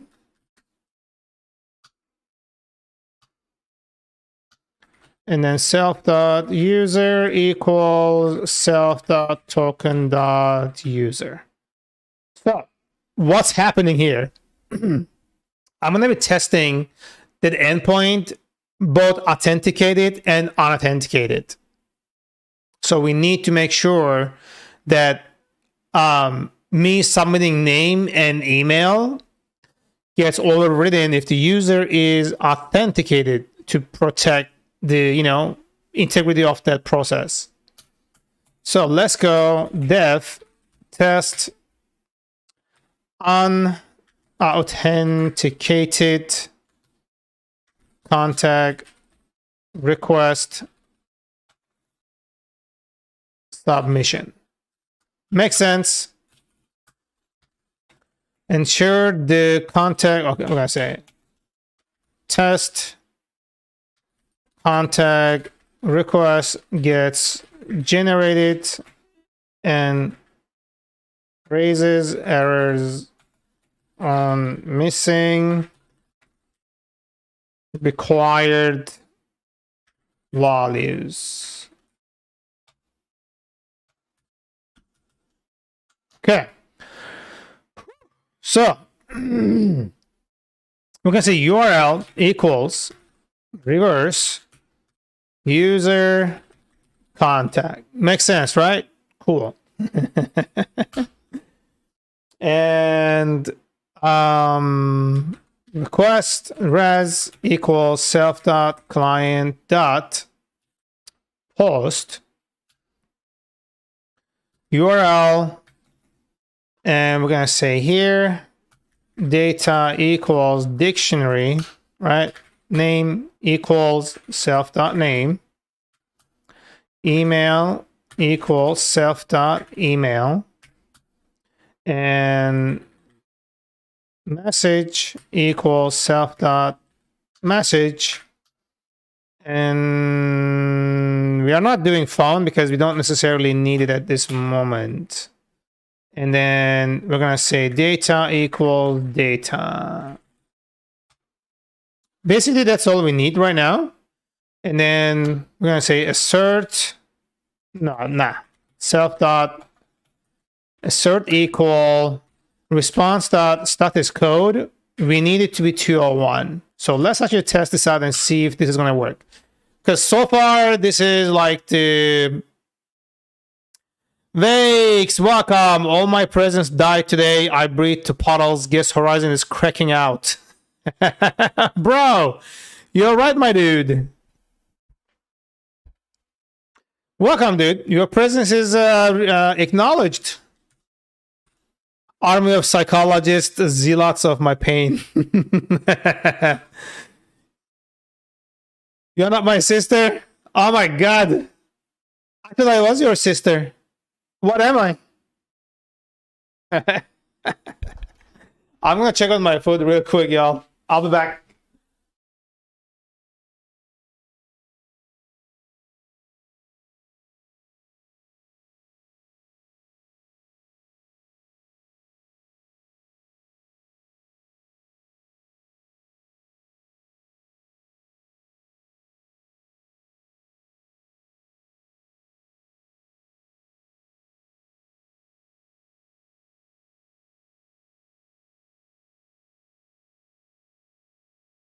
Okay, let's continue. Oh, static. God damn it.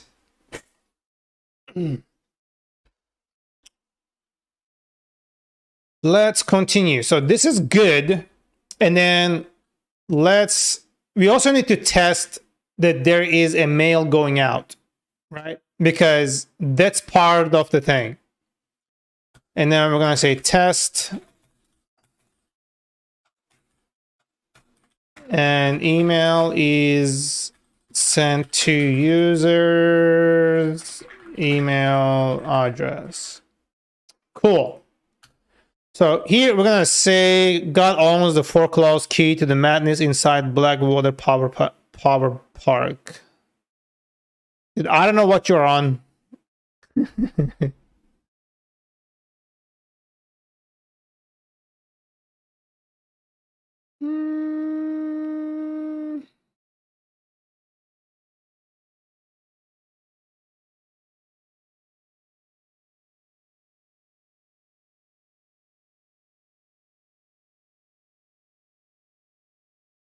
But let's do it this way. No, not that.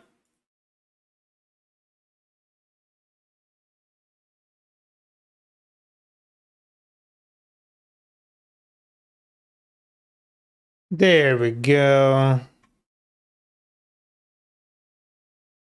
Thanks for the follow.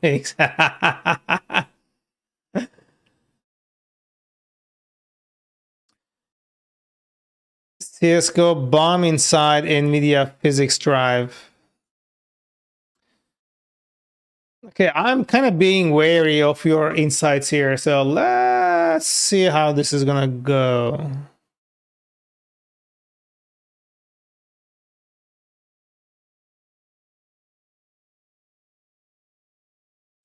Okay, what else we can do? I think here we're gonna say Django test check mailbox. Testing email sending, and it is core test Django core import mail.outbox. Okay, there you go. So mail.outbox. Let's go over here. We're gonna import from Django.core import mail. And then here we're gonna say self.cert true mail dot outbox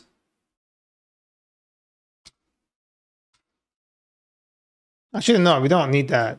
Assert true. We need assert equal. Assert equal like 0 dot subject needs to be equal to the email we are sending. This one right here. So let's test this out and see if this works. I'm kind of excited about this one because, damn, my tests are passing like crazy.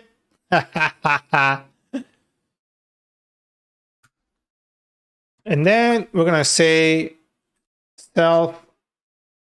Hold on, we're gonna say mail equals. Oh no, we're gonna do sent mail equals mail dot outbox 0. So sent mail is this, and then self dot assert equal biocomputer.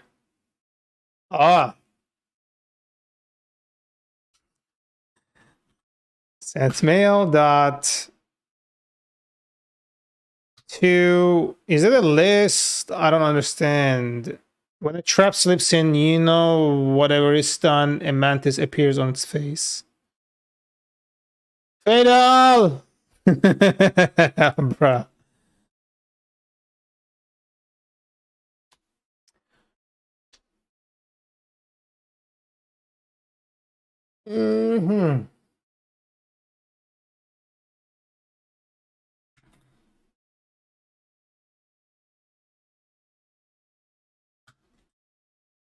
This will probably fail because I think it's a list rather than a string. What the? No. No. That can't be like this consistent without any errors. That doesn't make any sense. Phil, welcome. How we doing, my dude?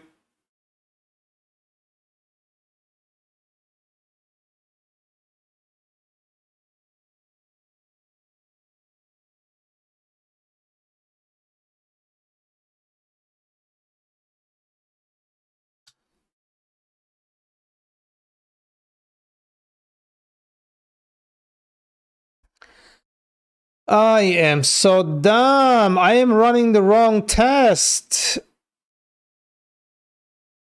What the hell is wrong with you, Justin? Bro, you better be feeling good.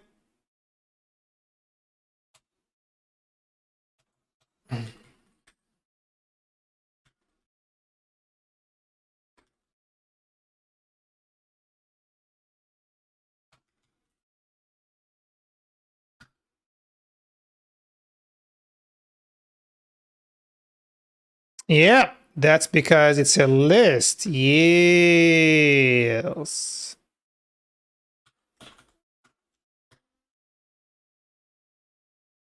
Okay, now we'll see that it passed, but it's going to fail with something else. There we go. That's what I'm talking about. We don't need this anymore, and we don't need this. Okay. Still, though, it was like everything else here works, which is kind of crazy. Nice, bruh.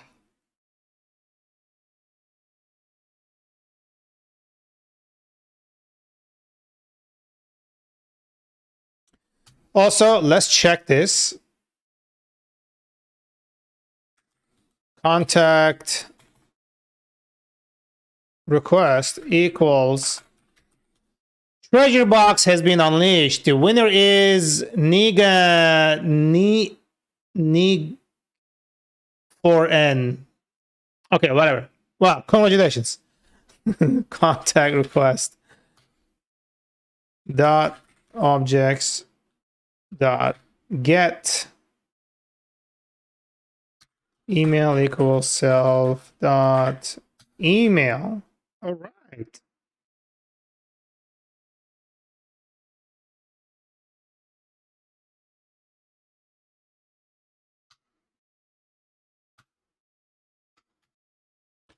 self dot cert equal contact request dot name equal self dot name, right? Also context request dot status pending. Cool, thank you.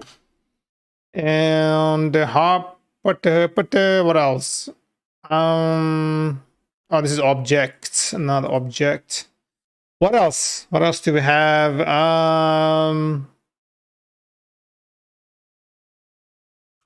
Message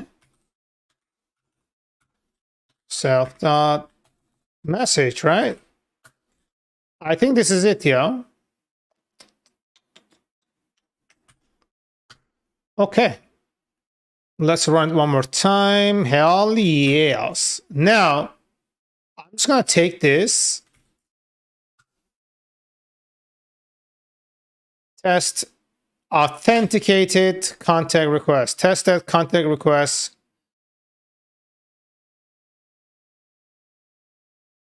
Is created with, what you gonna call this thing? Created with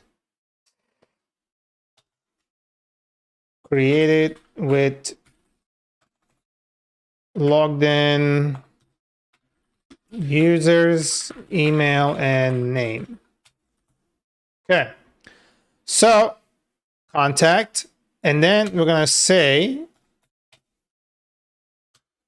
self dot, right?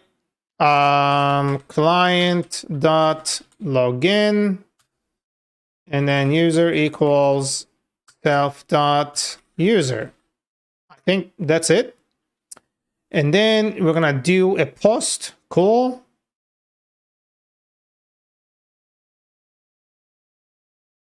Yeah, we don't necessarily need this anymore. And then we're gonna do this. Cool. Nah, see this.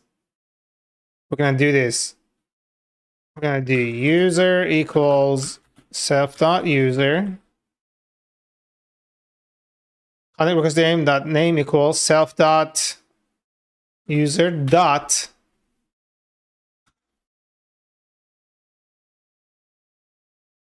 get full name, I think. Isn't it? That's how it works. Core models user.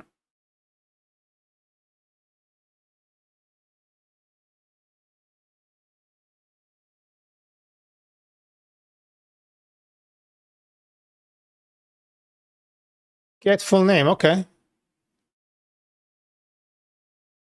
So we're good. And then email equals self.email. That's it. So let's go run this. Okay, now it has 2 tests because this is the new one, and the emails don't match, which is crazy.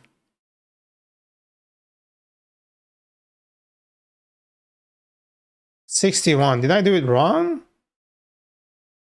Oh no, self.user.email. Of course, that's correct. That is correct. So if I run this again, I think we should be good. Yep.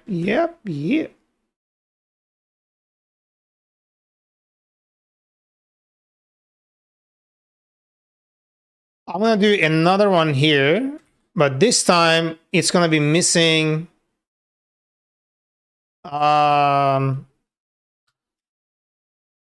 missing data, right? I'm gonna do missing data. We don't need this, like messages missing, for example.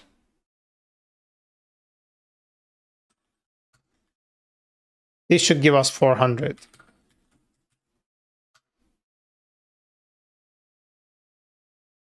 Cool. All right. I am happy, yo. I think this is it, yeah. I'm gonna say happy path, missing data, do this, I think we're good. Okay, clean this up. Now, okay, I'm gonna say we have activate file lib, and we're gonna say flake 8. Let's see what we broke. Blank line contains white space. Core email.py line 86. Core email.py line 86. What else? 94.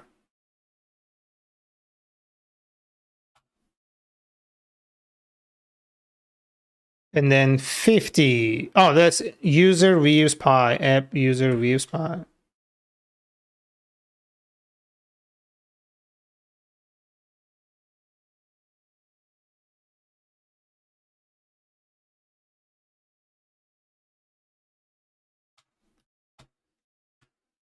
I'm trying to like really listen to 81. 81. Oh, there's like too many lines here. And then too many blank lines, which is like 677. Too many blank lines. So that should go away. Mux expected 2 blank lines, found 1. Let's go over to the mux. Okay, we are pretty much there, yeah. 8 and 23. Imported unused, too many black lines. Contact request view. Kill this. What is it? 23. So 23. Oh yeah, I don't need 1, which is should be all good to go. No, not necessarily. You're not. I don't feel like you are doing anything wrong and harmful. It's just I'm having a hard time following your conversation, man. Okay, so no errors. If I do isort imported stuff and I do flake8 one more time, bazinga! Now it's time to do ESLint. Oh, this is gonna be. How would you split a hair or in not poetic BS fork a thread therein?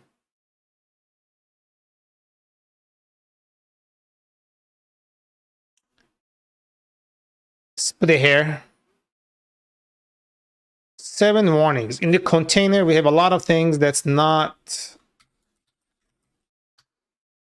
used. We are to get rid of these. Cool. Kill this. Okay, and let's do this one more time. Container. And social button is assigned never used. Sucks image is defined but never used. Contact.tsx. Okay, so we also need to clean that. Contact.tsx. Oh. I think that's it, y'all. What are these?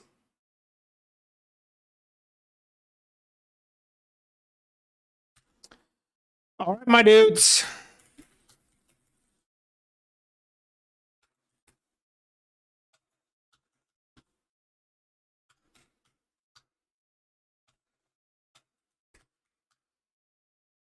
Okay.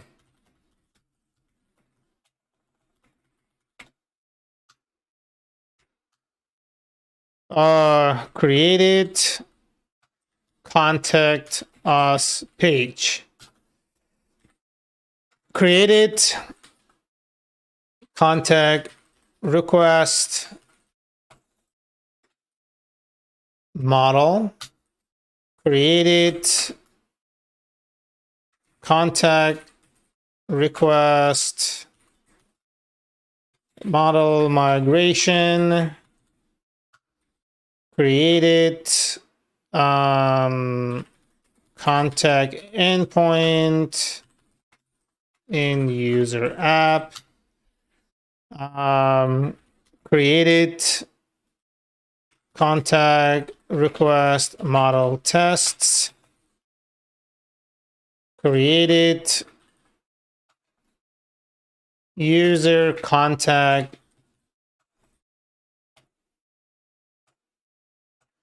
endpoint tests.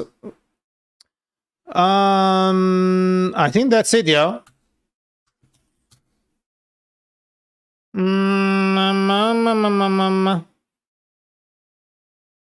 Git push. Oh yeah, now I can go and eat. Now I deserve food. Foundation of a temporal remembrance. I don't think my English level is able to keep up with yours, bro.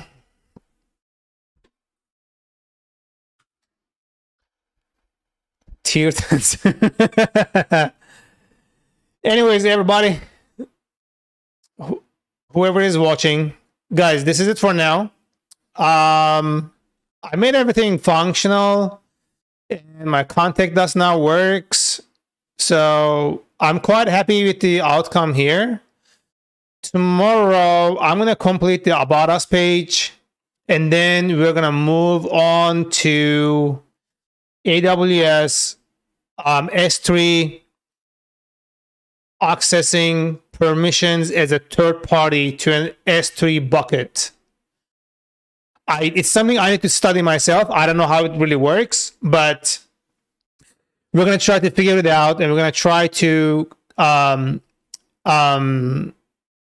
see how I can do an implementation around that where a client of mine can give me access to their S3 bucket where my platform can store that, utilize it with the user's key and secret, and then put the uploaded file directly into that said bucket. Gregster, yeah. So I think it's going to be an exciting thing. I don't know how much it changed since I looked at it the last time, because, you know, I'm pretty sure there are like other ways to access an S3 besides having your sharing your credentials with that third party. Send your thread to a public toilet. Dude, you gotta chill. So I'll see you guys tomorrow, and then I'll see you guys in a bit after I eat my food. We're gonna play some games, and then I'll see you guys during the games. So see you in a bit. Cheers.